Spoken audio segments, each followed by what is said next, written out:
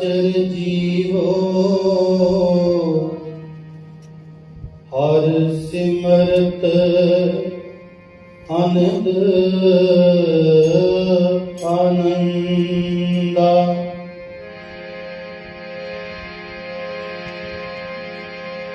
पीवो पावल खंडे धार,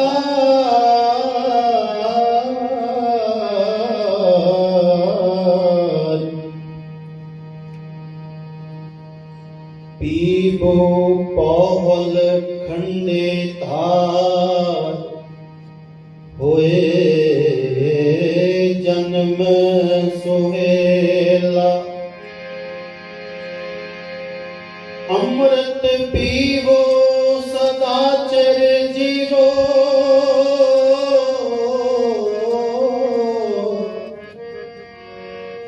हर सिमरत आनंद अनंता। अमृत नाम निधान है,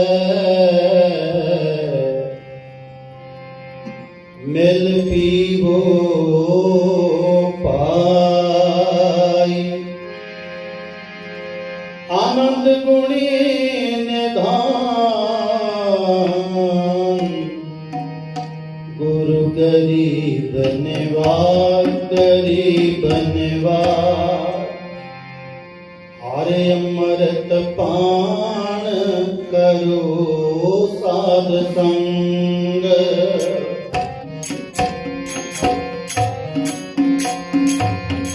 हरे अमृत पान करो साध संग। हरे अमृत पान करो साध संग। मन तृप्ता से, मन तृप्ता से कीर्तन प्रभ रंग। हर अमृत पान करो साध संग। हर अमृत पान करो साध संग। मन तृप्ता से, मन तृप्ता से कीर्तन प्रभ रंग। हर अमृत पान करो साध संग। हर अमृत पान करो साध संग।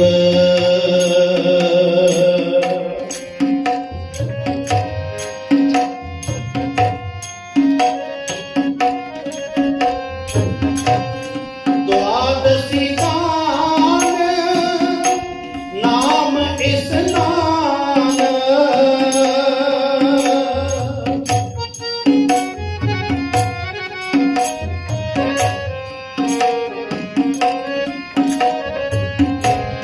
द्वादशी दान अमृत नाम। हर की बात करो तजमान। मन तृप्ता से, मन तृप्ता से कीर्तन प्रभ रंग। और अमृत पान करो साध संग। और अमृत पान करो साध संग।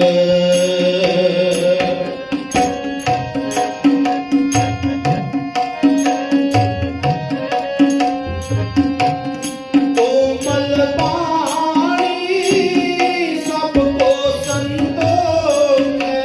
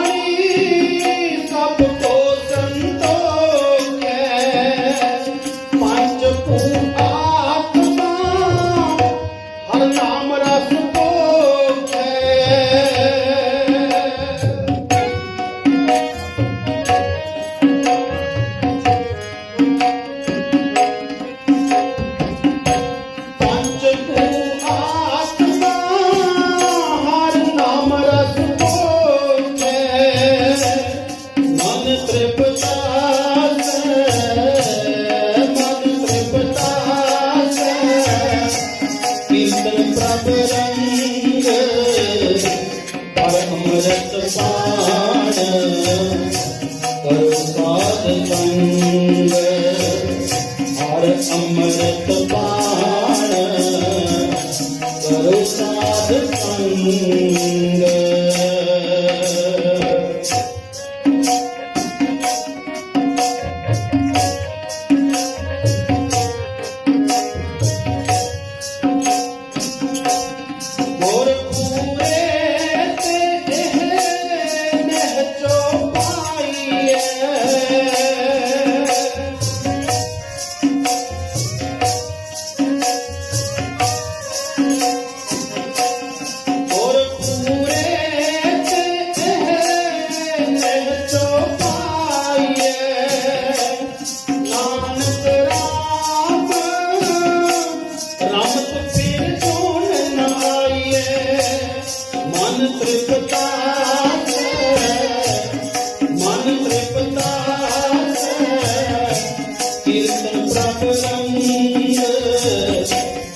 ਅੰਮ੍ਰਿਤ ਪਾਣ ਕਰੋ ਸਾਧ ਸੰਗ।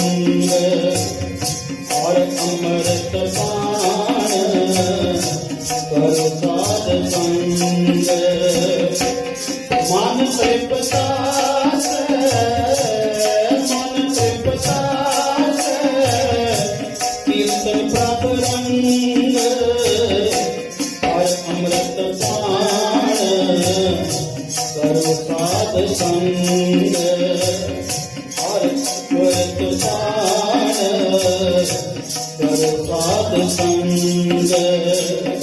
ਹਰ ਅੰਮ੍ਰਿਤ ਪਾਣ ਕਰੋ ਸਾਧ ਸੰਗ। ਕਰੋ ਸਾਧ ਸੰਗ। ਕਰੋ ਸਾਧ ਸੰਗ।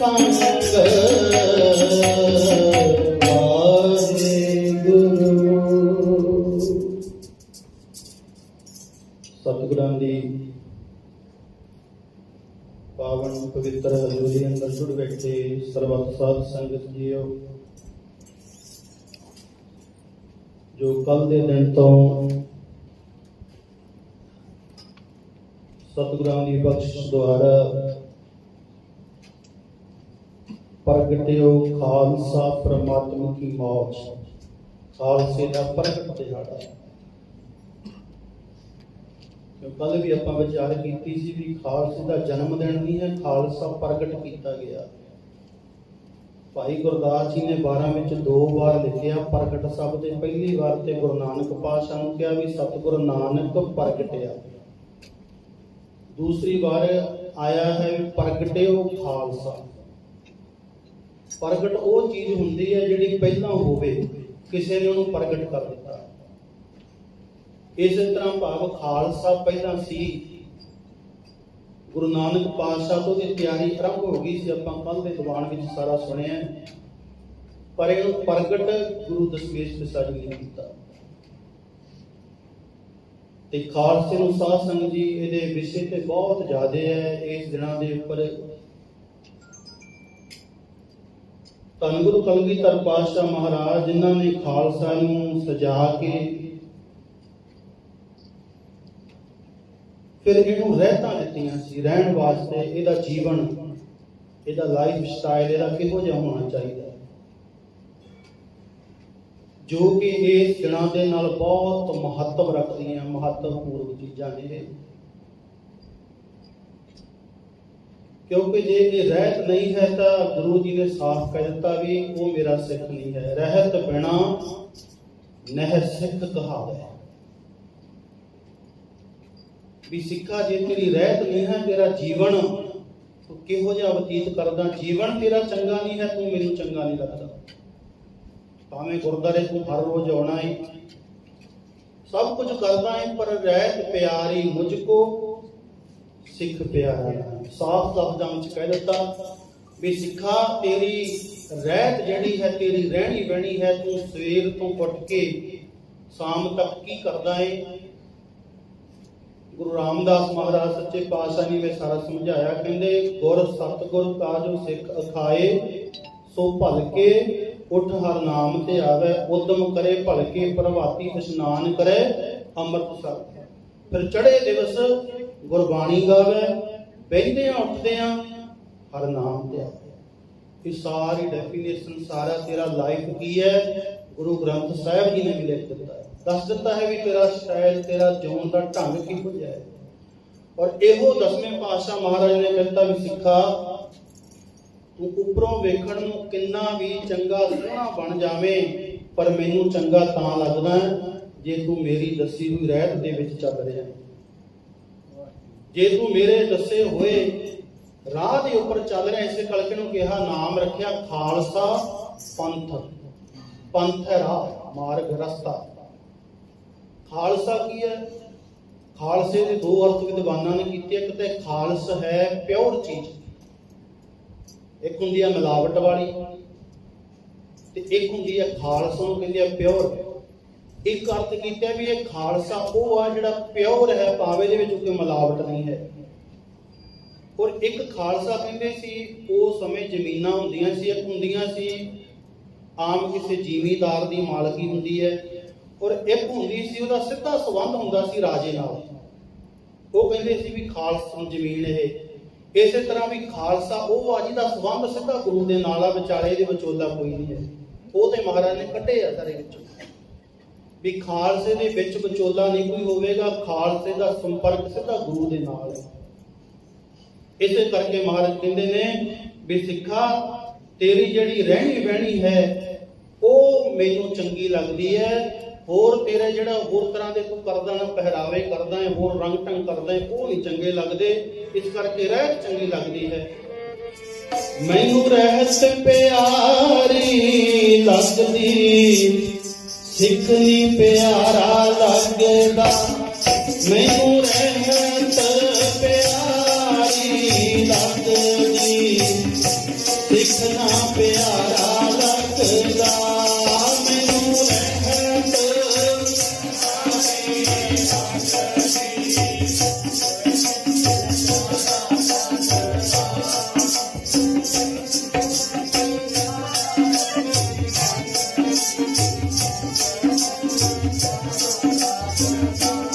मैनू रहत प्यारी लगदी जितनी प्यारा लगदा, ओ मैनू रहत प्यारी लगदी जितना प्यारा लगदा, मैनू रहत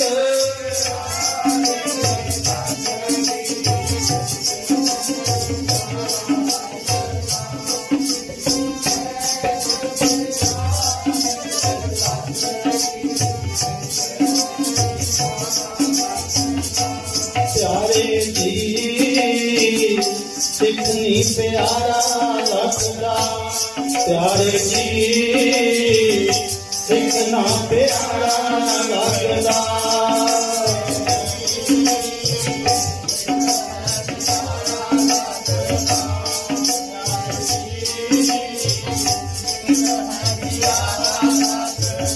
ओ मैनू रहत प्यारी लगदी जितनी प्यारा लगदा, मैनू रहत प्यारी लगदी जितनी प्यारा लगदा, मैनू रहत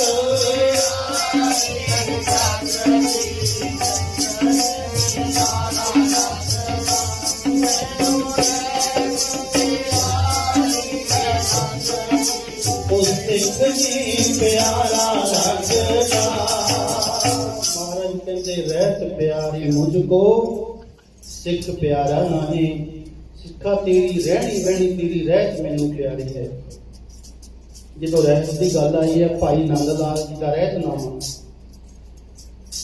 भाई देसा सिंह जी ओदा रहतनामा, भाई प्रहलाद सिंह जी ओदा रहतनामा, ये 3-4 सिख वो होए आ जिहड़े नंदेड़ साहिब की धरती ते गुरु गोबिंद सिंह महाराज के चरणों में सी उस समय जदों महाराज अपना शरीर त्यागन लगे।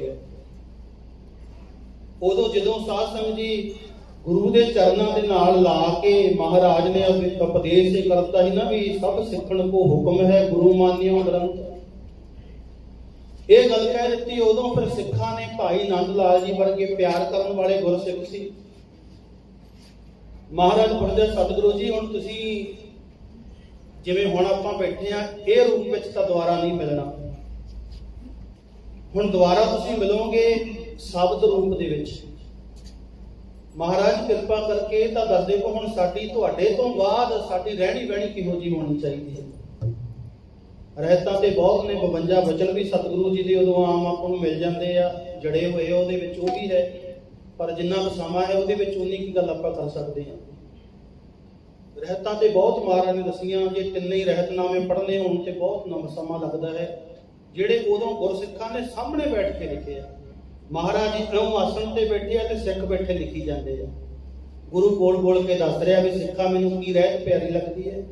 ਕਹਿੰਦੇ ਨੰਦ ਲਾਲ ਜੀ ਨੂੰ ਮਹਾਰਾਜ ਕਹਿੰਦੇ ਨੇ, ਤਬ ਬੋਲੇ ਗੋਬਿੰਦ ਸਿੰਘ ਸਰਲ ਗਿਰਾ ਗੰਭੀਰ, ਸਭ ਸਿੱਖਣ ਕੀ ਰਹਿਤ ਹੈ ਤੁਮਹਿ ਬਤਾਵੋ ਵੀਰ। ਕਹਿੰਦੇ ਫਿਰ ਸਿੱਖੋ ਸੁਣ ਲਵੋ, ਪ੍ਰਥਮ ਰਹਿਤ ਜਹ ਜਾਣ ਖੰਡੇ ਕੀ ਪਹੁਲ ਸਕੈ। ਸਭ ਤੋਂ ਪਹਿਲੀ ਰਹਿਤ ਇਹ ਦੱਸੀ ਹੈ, ਜਿਹੜਾ ਆਪਾਂ ਸ਼ਬਦ ਪੜਿਆ ਨਾ, ਅੰਮ੍ਰਿਤ ਪਾਨ ਕਰੋ ਸਾਧ ਸੰਗ। ਅੰਮ੍ਰਿਤ ਸ਼ਬਦ ਜਿਹੜਾ ਹੈ ਬਹੁਤ ਪੁਰਾਣਾ। ਆਪਾਂ ਜਦੋਂ ਅੰਮ੍ਰਿਤ ਸ਼ਬਦ ਸੁਣਦੇ ਨਾ ਆਪਣੇ ਦਿਮਾਗ ਵਿੱਚ ਉਹੀ ਅੰਮ੍ਰਿਤ ਯਾਦ ਆਉਂਦਾ, ਖੰਡੇ ਵਾਟੇ ਦਾ ਵੀ ਅੰਮ੍ਰਿਤ। ਅੰਮ੍ਰਿਤ ਸ਼ਬਦ ਗੁਰਬਾਣੀ ਵਿੱਚ ਉਦੋਂ ਪਹਿਲਾਂ ਵੀ ਆਇਆ, ਤੀਸਰੇ ਪਾਤਸ਼ਾਹ ਵੇਲੇ ਵੀ ਆਇਆ, ਭਗਤਾਂ ਦੀ ਬਾਣੀ ਵਿੱਚ ਵੀ ਆਇਆ। ਅੰਮ੍ਰਿਤ ਦਾ ਮਤਲਬ ਕੀ ਹੈ? ਗੁਰੂ ਨੇ ਜਿਹੜੀ ਵੀ ਚੀਜ਼ ਚੰਗੀ ਲੱਗੀ ਉਹਦੇ ਵਾਸਤੇ ਅੰਮ੍ਰਿਤ ਸ਼ਬਦ ਵਰਤਿਆ। ਜੇ ਬਾਣੀ ਚੰਗੀ ਲੱਗੀ ਤੇ ਬਾਣੀ ਨੂੰ ਵੀ ਇਹ ਲਿਖਿਆ ਵੀ ਅੰਮ੍ਰਿਤ ਬਾਣੀ ਹਰ ਹਰ ਤੇਰੀ ਸੁਣ ਸੁਣ ਹੋਵੇ ਪਰਮ ਗਤ ਮੇਰੀ। ਬਾਣੀ ਨੂੰ ਵੀ ਕਹਿੰਦਾ ਬਾਣੀ ਅੰਮ੍ਰਿਤ ਹੈ। ਨਾਮ ਚੰਗਾ ਲੱਗਿਆ ਵੀ ਪ੍ਰਮਾਤਮਾ ਦਾ ਨਾਮ ਚੰਗਾ, ਤੇ ਮਹਾਰਾਜ ਕਹਿੰਦੇ ਅੰਮ੍ਰਿਤ ਨਾਮ ਨਿਧਾਨ ਹੈ ਮਿਲਕ ਪੀਵੋ ਭਾਈ। ਇਹਨੂੰ ਵੀ ਅੰਮ੍ਰਿਤ ਕਹਿ ਦਿੱਤਾ। ਇੱਥੋਂ ਤੱਕ ਦੁੱਧ ਨੂੰ ਵੀ ਅੰਮ੍ਰਿਤ ਕਹਿ ਦਿੱਤਾ। ਮਹਾਰਾਜ ਬਾਣੀ ਵਿੱਚ ਇਹ ਆਉਂਦਾ ਹੈ, ਕਹਿੰਦੇ ਖੜ ਖਾਏ ਅੰਮ੍ਰਿਤ ਦੇ। ਕਹਿੰਦੇ ਪਸ਼ੂ ਮਿਲੇ ਚੰਗਿਆਈਆਂ। ਉਹ ਬੰਦੇ ਨੂੰ ਸਮਝਾ ਰਹੇ ਆ, ਉਹਦੇ ਅਰਥ ਇਹ ਵੀ ਆ, ਬੰਦਿਆ ਤੇਰੇ ਨਾਲ ਤਾਂ ਪਸ਼ੂ ਚੰਗਾ ਘਾਹ ਖਾ ਕੇ ਅੰਮ੍ਰਿਤ ਦਿੰਦਾ, ਤੂੰ ਸੱਤੀ ਪਦਾਰਥ ਖਾ ਕੇ ਗਾਂਦੀ ਕੱਢਦਾ। ਉਹਦੇ ਅਰਥ ਤੇ ਹੋਰ ਨੇ ਵੀ ਪਸ਼ੂ ਨੂੰ ਜਿਹੜਾ ਖੜ ਖਾ ਕੇ ਘਾਹ ਖਾ ਕੇ ਅੰਮ੍ਰਿਤ ਰੂਪੀ ਦੁੱਧ ਦਿੰਦਾ ਹੈ, ਦੁੱਧ ਨੂੰ ਵੀ ਸਤਿਗੁਰੂ ਜੀ ਨੇ ਅੰਮ੍ਰਿਤ ਕਿਹਾ ਹੈ। ਖੜ ਖਾਏ ਅੰਮ੍ਰਿਤ ਦੇ। ਇਸ ਕਰਕੇ ਜਿਹੜਾ ਅੰਮ੍ਰਿਤ ਹੈ, ਜਲ ਨੂੰ ਵੀ ਅੰਮ੍ਰਿਤ ਕਿਹਾ। ਹੁਣ ਅੰਮ੍ਰਿਤ ਸਰ ਹੈ ਸਰੋਵਰ, ਸਰੋਵਰ ਵਿੱਚ ਹੈ ਜਲ, ਅੰਮ੍ਰਿਤ ਦਾ ਸਰੋਵਰ, ਉਹਨੂੰ ਵੀ ਅੰਮ੍ਰਿਤ ਕਿਹਾ। ਇਸ ਕਰਕੇ ਗੁਰੂ ਨੇ ਅੰਮ੍ਰਿਤ ਬਹੁਤ ਜਗ੍ਹਾ ਤੇ ਸ਼ਬਦ ਵਰਤਿਆ ਹੈ। ਹਰ ਚੰਗੀ ਚੀਜ਼ ਲਈ ਗੁਰੂ ਨੇ ਅੰਮ੍ਰਿਤ ਸ਼ਬਦ ਵਰਤਿਆ ਹੋਇਆ ਹੈ। ਇਸੇ ਕਰਕੇ ਇਹ ਜਿਹੜਾ ਖੰਡੇ ਦੀ ਪੌਲ ਤਿਆਰ ਕੀਤੀ ਹੈ, ਇਹਨੂੰ ਵੀ ਨਾਮ ਮਿਲਿਆ ਅੰਮ੍ਰਿਤ ਛਕਾਉਣਾ। ਪਰ ਅਸਲ ਹੈ ਕੀ ਸੀ? ਖੰਡੇ ਦੀ ਪੌਲ। ਭਾਈ ਗੁਰਦਾਸ ਜੀ ਨੇ 12ਵੇਂ ਲਿਖਿਆ, ਪੀਵੋ ਪੌਲ ਖੰਡੇ ਧਾਰ। ਖੰਡੇ ਦੀ ਧਾਰ ਨਾਲ ਤਿਆਰ ਕੀਤੀ ਹੋਈ ਪੌਲ, ਇਹਦਾ ਨਾਮ ਹੈ ਖੰਡੇ ਦੀ ਪੌਲ। ਪਰ ਆਪਾਂ ਨੂੰ ਅੰਮ੍ਰਿਤ ਕਹਿੰਦੇ ਆ। ਅੰਮ੍ਰਿਤ ਬਹੁਤ ਚੀਜ਼ਾਂ ਨੂੰ ਗੁਰੂ ਨੇ ਸ਼ਬਦ ਵਰਤਿਆ ਹੈ। ਤੇ ਹੁਣ ਇੱਥੇ ਵੀ ਸਤਿਗੁਰੂ ਨੇ ਕਿਹਾ ਵੀ ਤੇਰੀ ਸਭ ਤੋਂ ਪਹਿਲੀ ਰਹਿਤ ਇਹ ਹੈ ਕਿ ਤੂੰ ਅੰਮ੍ਰਿਤ ਪਾਨ ਕਰ। ਇਹੋ ਹੀ ਰਹਿਤ ਪਹਿਲੇ ਸਤਿਗੁਰੂ ਜੀ ਦੱਸ ਰਹੇ ਨੇ ਕਿ ਪ੍ਰਥਮ ਰਹਿਤ ਜਨ ਖੰਡੇ ਕੀ ਪੌਲ। ਖੰਡੇ ਦੀ ਪੌਲ ਕਿਹਾ ਇੱਥੇ। ਇਹ ਨਹੀਂ ਕਿਹਾ ਵੀ ਤੂੰ ਅੰਮ੍ਰਿਤ ਛਕ। ਅੰਮ੍ਰਿਤ ਤੇ ਹੋਰ ਚੀਜ਼ਾਂ ਨੂੰ ਬੜਾ ਕਿਹਾ, ਵੀ ਸਿੱਖ ਕਹੇਗਾ ਦੁੱਧ ਪੀਣ ਨੂੰ ਵੀ ਅੰਮ੍ਰਿਤ ਕਿਹਾ। ਇਸ ਕਰਕੇ ਇੱਥੇ ਸਪੈਸ਼ਲ ਕਹਿ ਦਿੱਤਾ ਵੀ ਖੰਡੇ ਕੀ ਪੌਲ। ਤੂੰ ਉਹ ਅੰਮ੍ਰਿਤ ਜਿਹੜਾ ਖੰਡੇ ਨਾਲ ਤਿਆਰ ਕੀਤਾ ਹੋਇਆ ਛਕਣਾ ਹੈ। ਇਹ ਪਹਿਲੀ ਰਹਿਤ ਸਤਿਗੁਰੂ ਜੀ ਨੇ ਰਹਿਤ ਨਾਮਿਆਂ ਵਿੱਚ, ਭਾਈ ਦੇਸਾ ਜੀ ਵੀ ਇਹੋ ਲਿਖਦਾ, ਭਾਈ ਪ੍ਰਹਲਾਦ ਜੀ ਵੀ ਇਹੋ ਲਿਖਦਾ, ਤੇ ਭਾਈ ਨੰਦ ਲਾਲ ਜੀ ਸਭ ਤੋਂ ਪਿਆਰਾ ਗੁਰਸਿੱਖ ਉਹ ਵੀ ਇਹੋ ਰਹਿਤ ਲਿਖਦਾ ਵੀ ਸਿੱਖਾ ਤੇਰੀ ਸਭ ਤੋਂ ਪਹਿਲੀ ਰਹਿਤ ਇਹ ਹੈ। ਔਰ ਸਾਨੂੰ ਇੱਕ ਡਰਾ ਦਿੱਤਾ ਜਾਂਦਾ ਵੀ ਅੰਮ੍ਰਿਤ ਛਕਣਾ ਬੜਾ ਉਹ ਹੋ ਜੂ, ਤੈਨੂੰ ਰਹਿਤ ਰੱਖਣੀ ਬੜੀ ਔਖੀ ਹੈ। ਸਾਧ ਸੰਗ ਆਪਾਂ ਕੌਣ ਹੁੰਦੇ ਅੰਮ੍ਰਿਤ ਨੂੰ ਰੱਖਣ ਵਾਲੇ? ਅੰਮ੍ਰਿਤ ਤਾਂ ਸਾਨੂੰ ਰੱਖਦਾ।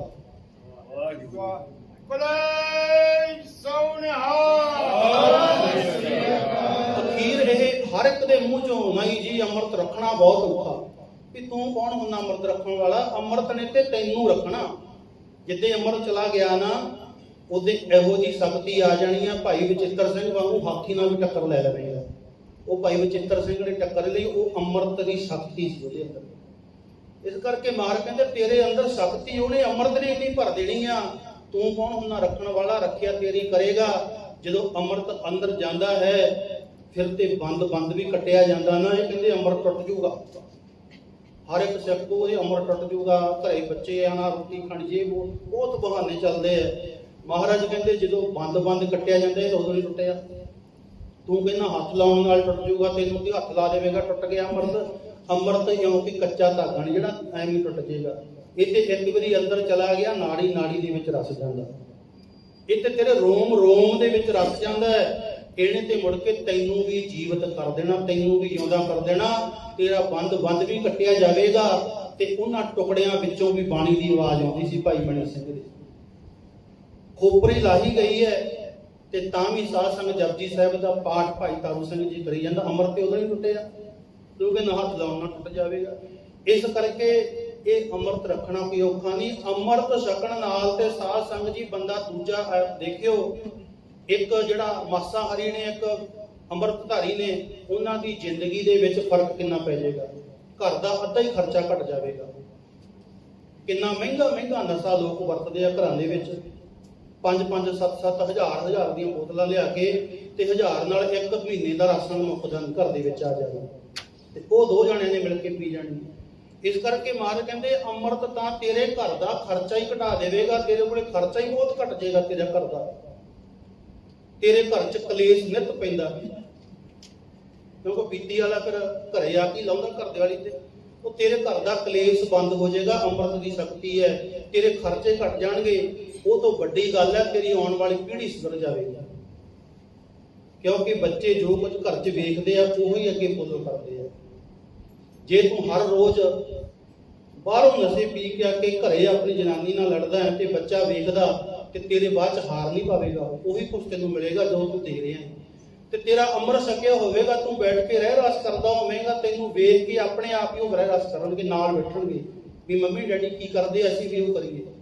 ਤੂੰ ਗੁਰਦੁਆਰੇ ਜਾਂਦਾ ਹੋਵੇਗਾ, ਉਹ ਤੈਨੂੰ ਪੁੱਛਣਗੇ ਮਾਂ ਬਾਪ ਨੂੰ ਕਿੱਥੇ ਜਾ ਰਹੇ ਹੋ, ਗੁਰਦੁਆਰੇ ਕੀ ਕਰਨਾ, ਉੱਥੇ ਕਥਾ ਕੀਰਤਨ ਸੁਣਨਾ, ਉਹ ਤੇਰੇ ਨਾਲ ਆਉਣਗੇ।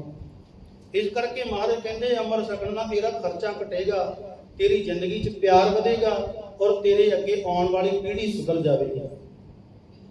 ਕਿਉਂਕਿ ਸਾਧ ਸੰਗਤ ਜੀ ਅੱਜ ਕਹਿੰਦੇ ਆ ਵੀ ਫਲਾਣੇ ਦੇ ਬੱਚੇ ਇਹੋ ਜਿਹੇ ਜੰਮੇ ਆ, ਫਲਾਣੇ ਦੇ ਇਹੋ ਜਿਹੇ ਆ। ਪੁਰਾਣੇ ਸਮਿਆਂ ਦੇ ਵਿੱਚ ਬੜੇ ਭਗਤ ਹੁੰਦੇ ਸੀ। ਕਿਉਂ ਜੰਮਦੇ ਸੀ ਇਹੋ ਜਿਹੇ? ਕਿਉਂਕਿ ਉਹਨਾਂ ਦੀਆਂ ਪਹਿਲਾਂ ਮਾਵਾਂ ਉਹ ਜਿਹੀਆਂ ਸੀ। ਅੱਜ ਸੰਤ ਜਰਨੈਲ ਸਿੰਘ ਭਿੰਡਰਾਂਵਾਲਾ ਜੰਮਣਾ ਹੋਵੇ ਤੇ ਪਹਿਲਾਂ ਉਹਦੀ ਮਾਂ ਤਿਆਰ ਕਰਨੀ ਪਊਗੀ ਜਿਹੋ ਜਿਹੀ ਉਹਦੀ ਮਾਂ ਸੀ। ਜੇ ਮਾਂ ਸਾਧ ਸੰਗਤ ਜੀ ਨਸ਼ੇ ਪੀਂਦੀ ਹੈ, ਬਰਾਬਰ ਬੈਠ ਕੇ ਆ ਫੇਸਬੁੱਕਾਂ ਤੇ ਜਿਹਦਾ ਮਰਜ਼ੀ ਕਰੈਕਟਰ ਵੇਖ ਲਓ, ਫੋਟੋਆਂ ਪਈਆਂ ਹੁੰਦੀਆਂ ਗਲਾਸ ਪੜ ਕੇ। ਇਸਤਰੀਆਂ ਨੇ, ਬੰਦਿਆਂ ਨੇ ਤਾਂ ਪਾਉਣੀਆਂ ਹੁੰਦੀਆਂ ਨੇ। ਹੁਣ ਜਿਹੜੀ ਸਾਧ ਸੰਗਤ ਇਹੋ ਜਿਹੇ ਕੁਝ ਕਰਦੀ ਆ, ਉਹ ਭਿੰਡਰਾਂਵਾਲਾ ਥੋੜਾ ਜੰਮੇਗੀ, ਗੈਂਗਸਟਰ ਜੰਮੇਗੀ ਉਹਤੇ।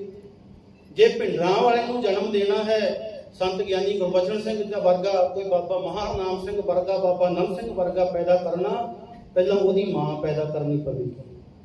ਉਹਦੀ ਮਾਂ ਆਵੇਗੀ, ਉਹਨਾਂ ਜਪ ਤਪ ਕਰੇਗੀ ਤੇ ਤਾਂ ਕੋਈ ਸਾਧੂ ਸੰਤ ਪੈਦਾ ਹੋਵੇਗਾ। ਨਹੀਂ ਤੇ ਫਿਰ ਉਹ ਜਿਹੋ ਜਿਹੇ ਹੈ ਸਾਧ ਸੰਗਤ ਉਹੀ ਪੈਦਾ ਹੋਣੇ ਆ ਗੈਂਗਸਟਰ। ਇਸ ਕਰਕੇ ਮਹਾਰਾਜ ਨੇ ਕਿਹਾ ਵੀ ਤੂੰ ਪਹਿਲੀ ਰਹਿਤ ਤੇਰੀ ਆ, ਅੰਮ੍ਰਿਤ ਪਾਨ ਕਰ ਲਾ, ਤੇਰੀਆਂ ਆਉਣ ਵਾਲੀਆਂ ਪੀੜ੍ਹੀਆਂ ਵੀ ਸੁਧਰ ਜਾਣਗੀਆਂ। ਇਹ ਰਹਿਤਨਾਮਾ ਲਿਖਿਆ ਹੋਇਆ, ਉਹਨਾਂ ਨੇ ਰਹਿਤਨਾਮੇ ਬਹੁਤ ਜ਼ਿਆਦੇ ਆ, ਤਾਂ ਕਰਕੇ ਸਮੇਂ ਵਿੱਚ ਵੀ ਉਹਨੇ ਸੁਣਾ ਨਹੀਂ ਸਕਦਾ ਪੜ੍ਹ ਕੇ ਤੁਹਾਨੂੰ ਵੀ ਤੂੰ ਅੰਮ੍ਰਿਤ ਛਕ ਲਵੇਂਗਾ, ਤੇਰਾ ਪਰਿਵਾਰ, ਤੇਰੀਆਂ 21 ਕੁੱਲਾਂ ਤਰ ਜਾਣਗੀਆਂ। ਏਡਾ ਵੱਡਾ ਫਲ ਹੈ। ਕਹਿੰਦੇ ਪ੍ਰਥਮ ਰਹਿਤ ਇਹ ਹੈ ਵੀ ਖੰਡੇ ਕੀ ਪੌਹਲ ਲਹੈ, ਸੋਈ ਸਿੱਖ ਪ੍ਰਧਾਨ, ਅਵਰ ਨਾ ਪੌਹਲ ਜੋ ਲਵੇ। ਵੀ ਉਹ ਸਿੱਖ ਅਸਲ ਵਿੱਚ ਗੁਰੂ ਦੀ ਚਰਨਾਂ ਵਿੱਚ ਪ੍ਰਧਾਨ ਆ। ਪ੍ਰਧਾਨ ਦੇ ਅਰਥ ਪਤਾ ਕੀ ਆ? ਇਹ 2 ਅਖਰਾਂ ਤੋਂ ਬਣਿਆ, ਪਰ ਧਿਆਨ। ਪਰਾਏ ਦਾ ਧਿਆਨ ਰੱਖਣ ਵਾਲਾ ਪ੍ਰਧਾਨ ਆ। ਅੱਜ ਕੱਲ ਸਾਡੇ ਪ੍ਰਧਾਨ ਹੋਰ ਹੁੰਦੇ ਆ। ਉਹ ਮਹਾਰਾਜ ਨੇ ਪ੍ਰਧਾਨ ਬਾਣੀ 'ਚ ਲਿਖਿਆ ਵੀ ਸੋਈ ਪ੍ਰਧਾਨ ਕੌਣ ਹੈ? ਪਰਾਏ ਦਾ ਵੀ ਧਿਆਨ ਰੱਖਣ ਵਾਲਾ, ਪਰ ਧਿਆਨ ਪ੍ਰਧਾਨ। ਉਹ ਕਹਿੰਦੇ ਗੁਰੂ ਦੇ ਅੱਗੇ, ਗੁਰੂ ਦੀ ਨਜ਼ਰਾਂ ਦੇ ਵਿੱਚ ਮਨੁੱਖ ਪ੍ਰਧਾਨ ਹੈ, ਜਿਹੜਾ ਅੰਮ੍ਰਿਤ ਦੀ ਪੌੜ ਲੈ ਕੇ ਗੁਰੂ ਦਾ ਸਿੱਖ ਬਣ ਜਾਂਦਾ ਹੈ। ਇਸ ਤਰ੍ਹਾਂ ਸਾਧ ਸੰਗਤ ਜੀ ਮਹਾਰਾਜ ਇਹ ਸਾਰੀਆਂ ਪ੍ਰਥਮਾਂ, 5 ਸਿੰਘ ਜੋ ਅੰਮ੍ਰਿਤ ਦੇਵੇ ਤਾਂ ਤੋ ਸਿਰ ਧਰ ਛਕ ਲੈਵੇ। ਕਹਿੰਦੇ ਉਹ ਜਿਹੜੇ ਫਿਰ ਉਹਦੇ ਵਿੱਚ ਅੱਗੇ ਰਹਿਣਗੇ 5 ਪਿਆਰੇ, ਫਿਰ ਜਿਹੜੀ ਰਹਿਤ ਕਹਿੰਦੇ ਆ, ਉਹ ਤੂੰ ਰਹਿਤ ਵਿੱਚ ਪੱਕਾ ਰਹਿ। ਰਹਿਤ ਕੋਈ ਨਹੀਂ, ਹੁਣ ਵੀ ਬੰਦਾ ਸਵੇਰੇ ਉੱਠਦਾ ਹੀ ਹੈ, ਕੰਮ ਤੇ ਕਰਨ ਵਾਲਾ 6 ਵਜੇ ਵੀ ਉੱਠਦੇ ਆ, ਕੋਈ 5 ਵਜੇ ਵੀ ਉੱਠਦੇ ਆ। ਤੇ ਮਹਾਰਾਜ ਕਹਿੰਦੇ ਸਵੇਰੇ ਉੱਠਦਾ ਜਿੰਨਾ ਕੁ ਸਮਾਂ ਹੈ ਤੂੰ ਘਰ ਤੋਂ ਆਪਣੀ ਨੌਕਰੀ ਤੱਕ ਦੇ ਅੱਧੇ ਘੰਟੇ ਦਾ ਸਫ਼ਰ ਕਰਦਾ, ਗੱਡੀ 'ਚ ਬੈਠਾ ਵਾਹਿਗੁਰੂ ਵਾਹਿਗੁਰੂ ਕਰੀ ਚੱਲ। ਮੂਲ ਮੰਤਰ ਤਾਂ ਹਰ ਇੱਕ ਨੂੰ ਯਾਦ ਹੈ। ਭਾਵੇਂ ਕੋਈ ਵੱਖਰਾ ਨਹੀਂ ਤੈਨੂੰ ਕਰਨ ਨੂੰ ਕਿਹਾ ਵੀ ਤੂੰ ਜੇ ਅੰਮ੍ਰਿਤ ਛਕ ਲਿਆ ਤਾਂ ਤੂੰ ਘਰੋਂ ਬਾਹਰ ਨਿਕਲ ਜਾ, ਘਰ ਬੰਦ ਕਰ ਲੈ ਜਾਂ ਕੁਛ ਕਰ ਲੈ। ਮਹਾਰਾਜ ਕਹਿੰਦੇ ਤੁਰਦਾ ਫਿਰਦਾ ਹੀ ਹਾਥ ਪਾਉ ਕਰ ਕਾਮ ਸਭ ਚੀਤ ਨਿਰੰਜਨ ਨਾਲ। ਆਪਣਾ ਚਿੱਤ ਪ੍ਰਮਾਤਮਾ ਨਾਲ ਜੋੜੀ ਰੱਖ। ਬਸ ਕੰਮ ਧੰਦੇ ਜੋ ਮਰਜ਼ੀ ਕਰ, ਪੁੱਤਰ ਧੀਆਂ ਪਾਲ, ਸਭ ਕੁਝ ਕਰ। ਇਸ ਕਰਕੇ ਸਾਧ ਸੰਗਤ ਜੀ ਇਹ ਰਹਿਤ ਸਾਨੂੰ ਇਹਦੀ ਜੇ ਅੱਗੇ ਵਿਚਾਰ ਕੇ ਤਾਂ ਬਹੁਤ ਲੰਬੀ ਹੋ ਜਾਂਦੀ ਹੈ।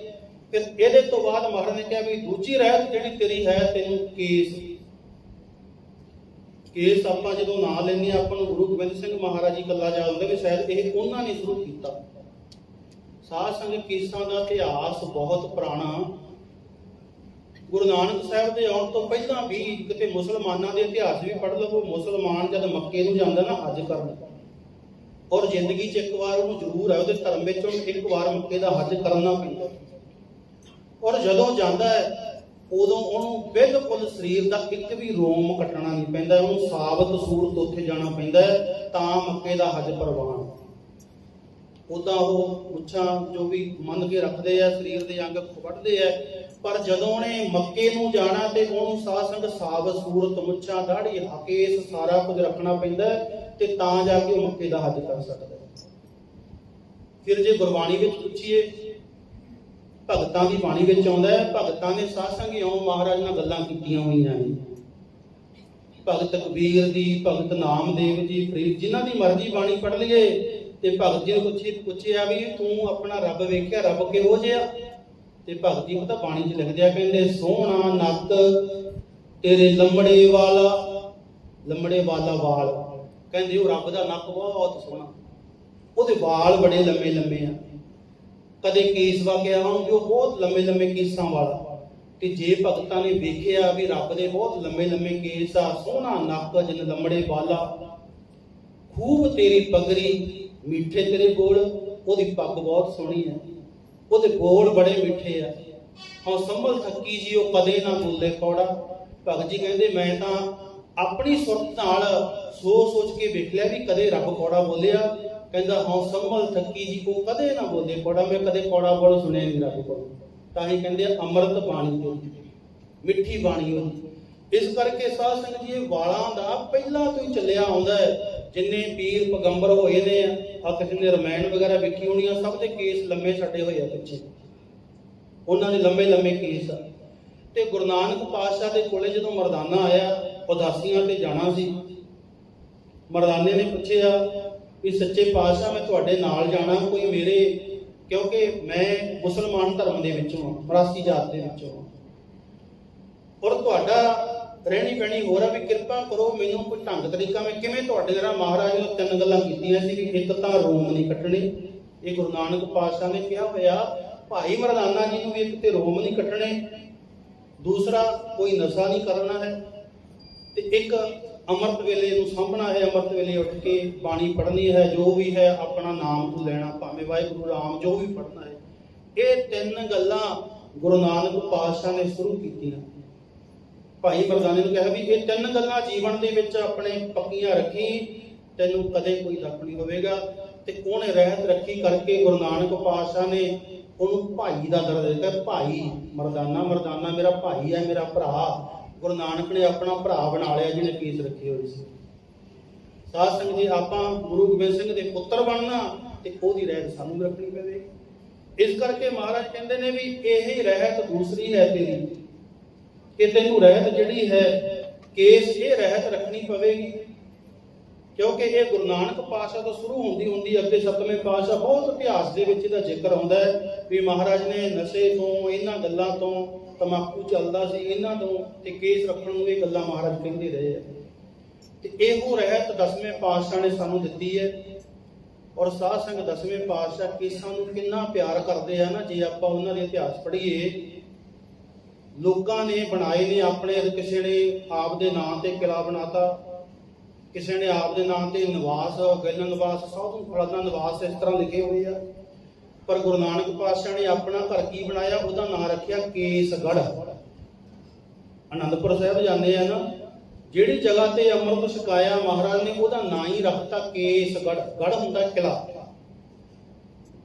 ਜਿਵੇਂ ਕਿਲੇ ਉੱਤੇ ਹੋਰ ਵੀ ਬਣੇ ਹੋਏ ਆ, ਲੋਹਗੜ੍ਹ, ਆਨੰਦਗੜ੍ਹ ਤੇ ਸਾਧ ਸੰਗਤ ਜੀ ਫਤਿਹਗੜ੍ਹ। ਇਹ 5 ਕਿਲੇ ਮਹਾਰਾਜ ਨੇ ਬਣਾਏ ਹੋਏ ਆ। ਆਨੰਦਗੜ੍ਹ ਜਿਹੜਾ ਹੈ ਉਹਦੇ ਵਿੱਚ ਮਹਾਰਾਜ ਦੀ ਆਪਣੀ ਰਿਹਾਇਸ਼ ਹੁੰਦੀ ਸੀ। ਲੋਹਗੜ੍ਹ ਦੇ ਵਿੱਚ ਸ਼ਾਸਤਰ ਤਿਆਰ ਹੁੰਦੇ ਸੀ। ਇੱਕ ਹੋਲਗੜ੍ਹ, ਉੱਥੇ ਹੋਲਾ ਮਹੱਲਾ ਮਨਾਇਆ ਜਾਂਦਾ ਸੀ। ਇਸ ਤਰ੍ਹਾਂ ਸਾਰੇ ਬਣਾਏ ਸੀ, ਪਰ ਜਿੱਥੇ ਖਾਲਸਾ ਨੂੰ ਸਾਜਿਆ ਹੈ ਉਹਦਾ ਨਾਮ ਹੀ ਰੱਖਿਆ ਕੇਸਗੜ੍ਹ। ਕਿਲੇ ਕਿਉਂ ਬਣਾਏ ਜਾਂਦੇ ਆ? ਕਿਉਂਕਿ ਕਿਲੇ ਬਹੁਤ ਮਜ਼ਬੂਤ ਹੁੰਦੇ ਆ। ਉਹਦੇ ਵਿੱਚ ਜਿਹੜਾ ਬੰਦਾ ਰਹਿੰਦਾ ਹੈ ਉਹਨੂੰ ਬਾਹਰਲੇ ਦੁਸ਼ਮਣਾਂ ਦਾ ਕੋਈ ਡਰ ਨਹੀਂ ਰਹਿੰਦਾ ਵੀ ਕੋਈ ਆ ਕੇ ਮਾਮੂਲੀ ਜਿਹਾ ਬੰਦਾ ਮਾਰ ਦੇਵੇਗਾ। ਇੰਨਾ ਉਹ ਪਹਿਰੇ ਦੇ ਵਿੱਚ ਰਹਿੰਦਾ ਹੈ। ਇਸੇ ਕਰਕੇ ਮਹਾਰਾਜ ਨੇ ਉਹਦਾ ਨਾਮ ਰੱਖਤਾ ਕੇਸਗੜ੍ਹ। ਇਹ ਕੇਸਾਂ ਦਾ ਕਿਲਾ। ਜਿੰਨਾ ਚਿਰ ਤੂੰ ਇਸ ਕਿਲੇ ਦੇ ਵਿੱਚ ਰਹੇਗਾ, ਬਾਹਰਲੇ ਵੈਰੀ ਔਰ ਤੇਰੇ ਅੰਦਰਲੇ ਵੈਰੀ ਕੁਝ ਨਹੀਂ ਵਿਗਾੜ ਸਕਣਗੇ। ਜਿੱਦਾਂ ਇਸ ਕਿਲੇ ਚੋਂ ਬਾਹਰ ਹੋ ਗਿਆ, ਤੂੰ ਕੇਸਾਂ ਦੇ ਕਿਲੇ ਚੋਂ ਬਾਹਰ ਨਿਕਲ ਗਿਆ ਗੜ੍ਹ ਚੋਂ, ਉਦੋਂ ਤਾਂ ਫਿਰ ਤੂੰ ਅੱਜ ਵੀ ਮਰਿਆ ਤੇ ਭਲਕੇ। ਇਹ ਰਹਿਤ ਦੇ ਵਿਸ਼ਵਾਸ ਵਿੱਚ ਦੱਸਿਆ ਹੋਇਆ ਕਿ ਆਪਾਂ ਕੋਲੋਂ ਨਹੀਂ, ਕਿਉਂਕਿ ਇਹ ਦਿਨ ਚੱਲਦੇ ਆ ਤੇ ਗੱਲ ਕਰਨੀ ਪੈਣੀ ਹੈ। ਮਹਾਰਾਜ ਨੇ ਜੋ ਕਿਹਾ ਵੀ ਉਹਦਾ ਨਾਮ ਹੀ ਕੇਸਗੜ੍ਹ ਰੱਖ ਦਿੱਤਾ ਕਿ ਸਿੱਖਾ ਮੈਂ ਕੇਸਾਂ ਨੂੰ ਇੰਨਾ ਪਿਆਰ ਕੀਤਾ, ਮੈਂ ਕੇਸਾਂ ਦੇ ਨਾਂ ਦੇ ਉੱਪਰ ਹੀ ਕਿਲਾ ਬਣਾ ਦਿੱਤਾ। ਉਹਦਾ ਨਾਮ ਹੀ ਕੇਸਗੜ੍ਹ ਰੱਖ ਦਿੱਤਾ। ਆਪਾਂ ਅਰਦਾਸ ਕਰਦੇ ਹਾਂ, ਅਰਦਾਸ ਵਿੱਚ 3 ਵਾਰੀ ਕੇਸਾਂ ਦਾ ਨਾਮ ਆਉਂਦਾ। ਇੱਕ ਵਾਰੀ ਆਪਾਂ ਪੜ੍ਹਦੇ ਹਾਂ ਵੀ ਜਿਨ੍ਹਾਂ ਨੇ ਖੋਪਰੀਆਂ ਲਹਾਈਆਂ। ਹੁਣ ਖੋਪਰੀ ਕਿਹਦੀ ਲਾਈ ਹੈ? ਭਾਈ ਤਾਰੂ ਸਿੰਘ ਦੀ। ਤੇ ਭਾਈ ਤਾਰੂ ਸਿੰਘ ਦੀ ਖੋਪਰੀ ਲਾਹੀ ਕਿਉਂ? ਕਿਉਂਕਿ ਉਹਦੇ ਕੇਸ ਕੱਟਣੇ ਚਾਹੁੰਦੇ ਸੀ। ਉਹ ਕਹਿੰਦਾ ਮੈਂ ਕੱਟਣ ਨਹੀਂ ਦੇਣੇ। ਉਹਦਾ ਵੀ ਸੰਬੰਧ ਕੇਸਾਂ ਨਾਲ ਜੁੜਦਾ ਵੀ ਖੋਪਰੀ ਲਹਾ ਦਿੱਤੀ। ਸਿੱਖਾ ਤੂੰ ਨਿਤ ਪੜ੍ਹਦਾ ਅਰਦਾਸ ਦੇ ਵਿੱਚ ਕਿ ਜਿੱਦਾਂ ਸਿੰਘਾਂ ਸਿੰਘਣੀਆਂ ਨੇ ਖੋਪਰੀਆਂ ਲਹਾਈਆਂ, ਦੇਖ ਉਹਨੇ ਖੋਪਰੀ ਲਹਾ ਦਿੱਤੀ। ਫਿਰ ਉਸੇ ਤੁਕ ਵਿੱਚ ਆਉਂਦਾ ਹੈ ਵੀ ਜਿਨ੍ਹਾਂ ਸਿੰਘਾਂ ਸਿੰਘਣੀਆਂ ਨੇ ਕੇਸਾਂ ਸਵਾਸਾਂ ਸੰਗ ਸਿੱਖੀ ਨਿਭਾਈ ਹੈ, ਵੀ ਆਪਣੇ ਸਵਾਸਾਂ ਦੇ ਨਾਲ ਕੇਸ ਨਿਭਾ ਦਿੱਤੇ ਹੈ। ਦੂਸਰੀ ਵਾਰ ਆ ਗਿਆ। ਤੀਸਰੀ ਵਾਰ ਸਿੱਖ ਗੁਰੂ ਕੋਲੋਂ ਦਾਨ ਮੰਗਦਾ। ਸਭ ਤੋਂ ਅਖੀਰ ਤੇ ਜਾ ਕੇ ਸਿੱਖਾਂ ਨੂੰ ਸਿੱਖੀ ਦਾਨ, ਕੇਸ ਦਾਨ। ਉੱਥੇ ਫਿਰ ਆ ਗਿਆ ਕੇਸ ਦਾਨ। ਇਹ ਦਾਨ ਵਿੱਚ ਲਈ ਹੋਈ ਚੀਜ਼ ਹੈ ਗੁਰੂ ਦੇ ਕੋਲੋਂ। ਇਹ ਕੋਈ ਨਹੀਂ ਹੈ ਸਾਧ ਸੰਗਤ ਜੀ। 3 ਵਾਰੀ ਨਾਮ ਸਿੱਖ ਜਦੋਂ ਵੀ ਅਰਦਾਸ ਕਰਦਾ ਹੈ, ਭਾਵੇਂ ਉਹਦੇ ਕੇਸ ਹੈ ਨਹੀਂ ਹੈ, ਪਰ ਮੰਗਦਾ ਦਾਨ ਜ਼ਰੂਰ ਹੈ ਵੀ ਸਿੱਖਾਂ ਨੂੰ ਕੇਸ ਦਾਨ। ਸਤਿਗੁਰੂ ਜੀ ਆਹ ਦਾਨ ਦੇ। ਇਹ ਦਾਨ ਵਿੱਚ ਮਿਲੀ ਹੋਈ ਸਾਧ ਸੰਗਤ ਦੀ ਚੀਜ਼ ਹੈ। ਔਰ ਇਹਨਾਂ ਦੀ ਕਦਰ ਪੁੱਛਣੀ ਹੋਵੇ, ਜਦੋਂ ਸਤਿਗੁਰੂ ਜੀ ਨੇ ਪਹਿਲਾ ਯੁੱਧ ਭੰਗਾਣੀ ਦਾ ਯੁੱਧ ਕੀਤਾ, ਉਹਦੇ ਵਿੱਚ ਪੀਰ ਬੁੱਧੂ ਸਾਹਿਬ ਜੀ ਦੇ 4 ਪੁੱਤਰ ਤੇ 700 ਮਰੀਦ ਆਏ ਸੀ। ਜੰਗ ਮੁੱਕਿਆ, 2 ਪੁੱਤਰ ਪੀਰ ਜੀ ਦੇ ਸ਼ਹੀਦ ਹੋ ਗਏ ਉਹ ਜੰਗ ਦੇ ਵਿੱਚ। ਮਹਾਰਾਜ ਸਭ ਨੂੰ ਇਨਾਮ ਦੇ ਰਹੇ ਆ ਜਿਹੜੇ ਯੋਧਿਆਂ ਨੇ ਜੰਗ ਕੀਤਾ। ਤੇ ਜਦੋਂ ਪੀਰ ਬੁੱਧੂ ਸਾਹਿਬ ਦੀ ਵਾਰੀ ਆਈ ਹੈ, ਮਹਾਰਾਜ ਕਹਿੰਦੇ ਨੇ ਪੀਰ ਜੀ ਬਹੁਤ ਮਾੜਾ ਹੋਇਆ, ਤੇਰੇ 2 ਪੁੱਤਰ ਸ਼ਹੀਦ ਹੋ ਗਏ ਹੈ। ਪੀਰ ਜੀ ਕਹਿੰਦਾ ਨਾ ਮਹਾਰਾਜ ਇਹ ਗੱਲ ਨਾ ਕਹੋ, ਉਹ ਸ਼ਹੀਦ ਨਹੀਂ ਹੋਏ, ਉਹ ਤੇ ਅਮਰ ਹੋ ਗਏ ਹੈ। ਮੈਂ ਤੇ ਕਹਿੰਦਾ ਮੇਰੇ 2 ਬਚਦੇ ਨੇ, ਇਹ ਵੀ ਉਸੇ ਤਰ੍ਹਾਂ ਸ਼ਹੀਦ ਹੋ ਜਾਣਾ। ਉਹ ਮਰੇ ਨਹੀਂ, ਉਹ ਸ਼ਹੀਦ ਨਹੀਂ ਹੋਏ, ਉਹ ਤੇ ਸਦਾ ਵਾਸਤੇ ਅਮਰ ਹੋ ਗਏ। ਫਿਰ ਮਹਾਰਾਜ ਕਹਿੰਦੇ ਨੇ ਪੀਰ ਜੀ ਤੂੰ ਮੰਗ ਕੀ ਮੰਗਦਾ? ਤੇ ਪੀਰ ਬੁੱਧੂ ਸਾਹਿਬ ਨੇ ਮੰਗ ਮੰਗੀ ਸੀ, ਸੱਚੇ ਪਾਤਸ਼ਾਹ ਮੈਨੂੰ ਉਹ ਚੀਜ਼ ਦੇਵੋ ਜਿਹਨੂੰ ਤੁਸੀਂ ਸਭ ਤੋਂ ਵੱਧ ਪਿਆਰ ਕਰਦੇ ਹੋ। ਹੁਣ ਫਿਰ ਵੇਖੋ ਵੀ ਗੁਰੂ ਕਲਗੀਧਰ ਪਾਤਸ਼ਾਹ ਦਾ ਪਿਆਰ ਕਿਹਦੇ ਨਾਲ? ਉਹਨੂੰ ਕੋਈ ਸੋਨਾ ਚਾਂਦੀ ਨਹੀਂ ਦਿੱਤੀ, ਬਾਕੀ ਸਾਰਿਆਂ ਨੂੰ ਮੋਹਰਾਂ, ਸੋਨਾ ਚਾਂਦੀ, ਪੈਸਾ, ਧਨ ਦੌਲਤ ਦਿੱਤੀ ਹੈ। ਤੇ ਜਦੋਂ ਉਹਦੀ ਵਾਰੀ ਆਈ ਨਾ, ਮਹਾਰਾਜ ਕੇਸ ਬਾਹ ਰਹੇ ਸੀ, ਕੰਘਾ ਕਰ ਰਹੇ ਸੀ। ਕੰਘੇ ਦੇ ਵਿੱਚ ਥੋੜੇ ਜਿਹੇ ਵਾਲ ਫਸੇ, ਹੱਥਾਂ ਵਿੱਚ ਘੁੱਟ ਲਏ। ਕਹਿੰਦੇ ਪੀਰ ਜੀ ਮੈਨੂੰ ਸਭ ਤੋਂ ਪਿਆਰੇ ਕੇਸ ਆ। ਪੀਰ ਬੁੱਧੂ ਸਾਹਿਬ ਕਹਿੰਦਾ ਮਹਾਰਾਜ ਪਰ ਕਿਰਪਾ ਕਰ, ਝੋਲੀ ਅੱਡ ਲਈ, ਇਹੀ ਮੈਨੂੰ ਦੇ ਜਿਹੜੇ ਤੈਨੂੰ ਸਭ ਤੋਂ ਪਿਆਰੇ ਆ। ਤੇ ਉਹ ਸਾਧ ਸੰਗਤ ਕੇਸ ਲੈ ਕੇ ਆਪਣੇ ਘਰ ਗਿਆ। ਤੇ ਘਰ ਜਾ ਕੇ ਜਦੋਂ ਘਰ ਵਾਲੀ, ਉਹ ਇਤਿਹਾਸ ਤੇ ਲੰਮਾ ਹੈ ਆਪਾਂ ਸਾਹਮਣੇ ਵਿੱਚ ਹੀ, ਕਿ ਰੋਂਦੀ ਘਰ ਲਾਉਂਦੀ ਹੈ। ਤੇ ਮਹਾਰਾਜ ਦੀ ਦਿੱਤੀ ਹੋਈ ਦਾਤ ਪੀਰ ਬੁੱਧੂ ਸਾਹਿਬ ਦਿਖਾਉਂਦਾ ਵੀ ਵੇਖ ਮੈਂ ਪੁੱਤ ਮਰਵਾ ਕੇ ਨਹੀਂ ਆਇਆ, ਆਹ ਵੇਖ ਗੁਰੂ ਨੇ ਦਿੱਤਾ ਕੀ ਹੈ। ਕਹਿੰਦੇ ਜਦੋਂ ਉਹ ਆਪਣੇ ਹੱਥਾਂ ਦੇ ਵਿੱਚ ਉਹ ਦਰਸ਼ਨ ਕਰਦੀ ਹੈ, ਇਉਂ ਲੱਗਦਾ ਜਿਵੇਂ ਹਜ਼ਰਤ ਮੁਹੰਮਦ ਦੇ ਚਰਨਾਂ ਦੇ ਵਿੱਚ ਦੋਨੇ ਪੁੱਤ ਬੈਠੇ ਹੋਏ ਆ।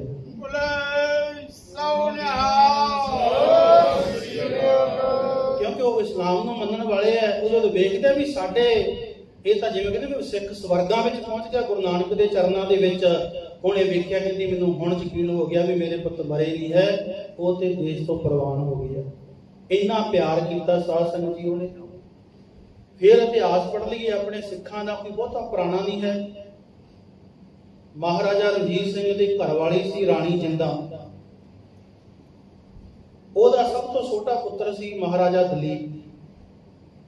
ਸੋ ਇਤਿਹਾਸ ਬੜਾ ਲੰਮਾ ਚੌੜਾ ਵੀ ਉਹ ਪੰਜਾਬ ਦੇ ਵਿੱਚ ਸਾਰਾ ਕੁਝ ਹੋਇਆ, ਰਾਜ ਚਲਾ ਗਿਆ, ਗੋਰਿਆਂ ਨੇ ਰਾਜ ਕੀਤਾ, ਵਿੱਚੋਂ ਕੁਝ ਉਹਨਾਂ ਦੇ ਜਿਹੜੇ ਸੀ ਧੋਖੇਬਾਜ਼ ਹੋਏ, ਜਿਸ ਕਰਕੇ ਉਹ ਸਾਧ ਸੰਗਤ ਦੀ ਧੋਖੇਬਾਜ਼ੀਆਂ ਕਰਕੇ ਰਾਜ ਖੋਇਆ ਗਿਆ ਤੇ ਮਹਾਰਾਣੀ ਜਿੰਦਾ ਨੂੰ ਕੈਦ ਕੀਤਾ ਗਿਆ, ਨੇਪਾਲ ਦੇ ਵਿੱਚ ਲੈ ਗਏ, ਉਹਨੂੰ ਚਲੀ ਗਈ ਹੈ।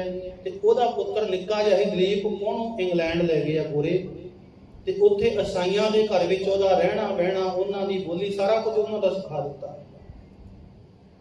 ਇੱਧਰ ਰਾਣੀ ਜਿੰਦਾ ਹੁਣ ਨੇਪਾਲ ਦੇ ਰਾਜੇ ਦੇ ਕੋਲੇ ਕੈਦ ਹੈ। ਇਹ ਹਰ ਰੋਜ਼ ਅਰਦਾਸਾਂ ਕਰਦੀ ਹੈ, ਬੇਨਤੀਆਂ ਕਰਦੀ ਹੈ ਕਿ ਮੈਨੂੰ ਮੇਰੇ ਪੁੱਤਰ ਨੂੰ ਮਿਲਾ ਦੇਵੋ। ਇਤਿਹਾਸ ਲਿਖਿਆ ਵੀ 10 ਸਾਲ ਲੰਘ ਗਏ ਮਾਂ ਪੁੱਤ ਨੂੰ ਵਿਛੜਿਆ ਹੋਇਆ। ਰਾਣੀ ਜਿੰਦਾ ਨੂੰ ਦਲੀਪ ਨਹੀਂ ਮਿਲਿਆ। ਕਹਿੰਦੇ ਜਦੋਂ ਉਹਨੇ ਬਹੁਤ ਤਰਲੇ ਕੀਤੇ, ਰੋਂਦੀ ਰਹੀ ਹੈ, ਅਖੀਰ ਕਹਿੰਦੀ ਅੱਖਾਂ ਤੋਂ ਵੀ ਅੰਨੀ ਹੋ ਗਈ ਰੋ ਰੋ ਕੇ ਉਹ ਪੁੱਤਰ ਦੇ ਵਿਜੋਗ ਵਿੱਚ। ਅਖੀਰ ਜਦੋਂ ਉਹਦੀਆਂ ਤਰਲੇ ਮਿੰਟਾਂ ਕਰਦੀ, 10 ਸਾਲਾਂ ਬਾਅਦ ਉਹ ਗੋਰਿਆਂ ਨਾਲ ਸਾਰੀ ਗੱਲਬਾਤ ਕਰਕੇ ਮਿਲਣ ਦਾ ਸਮਾਂ ਰੱਖਿਆ ਗਿਆ ਵੀ ਅਸੀਂ ਮਿਲਾਵਾਂਗੇ, ਪਰ ਸਾਡੀ ਜਗ੍ਹਾ, ਸਾਡੀ ਥਾਂ ਹੋਵੇਗੀ ਜਿੱਥੇ ਮਿਲਾਉਣਾ। ਉਦੋਂ ਪਾਣੀ ਵਾਲੇ ਜਹਾਜ਼ ਚੱਲਦੇ ਸੀ, ਕਲਕੱਤੇ ਜਹਾਜ਼ ਆ ਕੇ ਰੁਕਦੇ ਆ।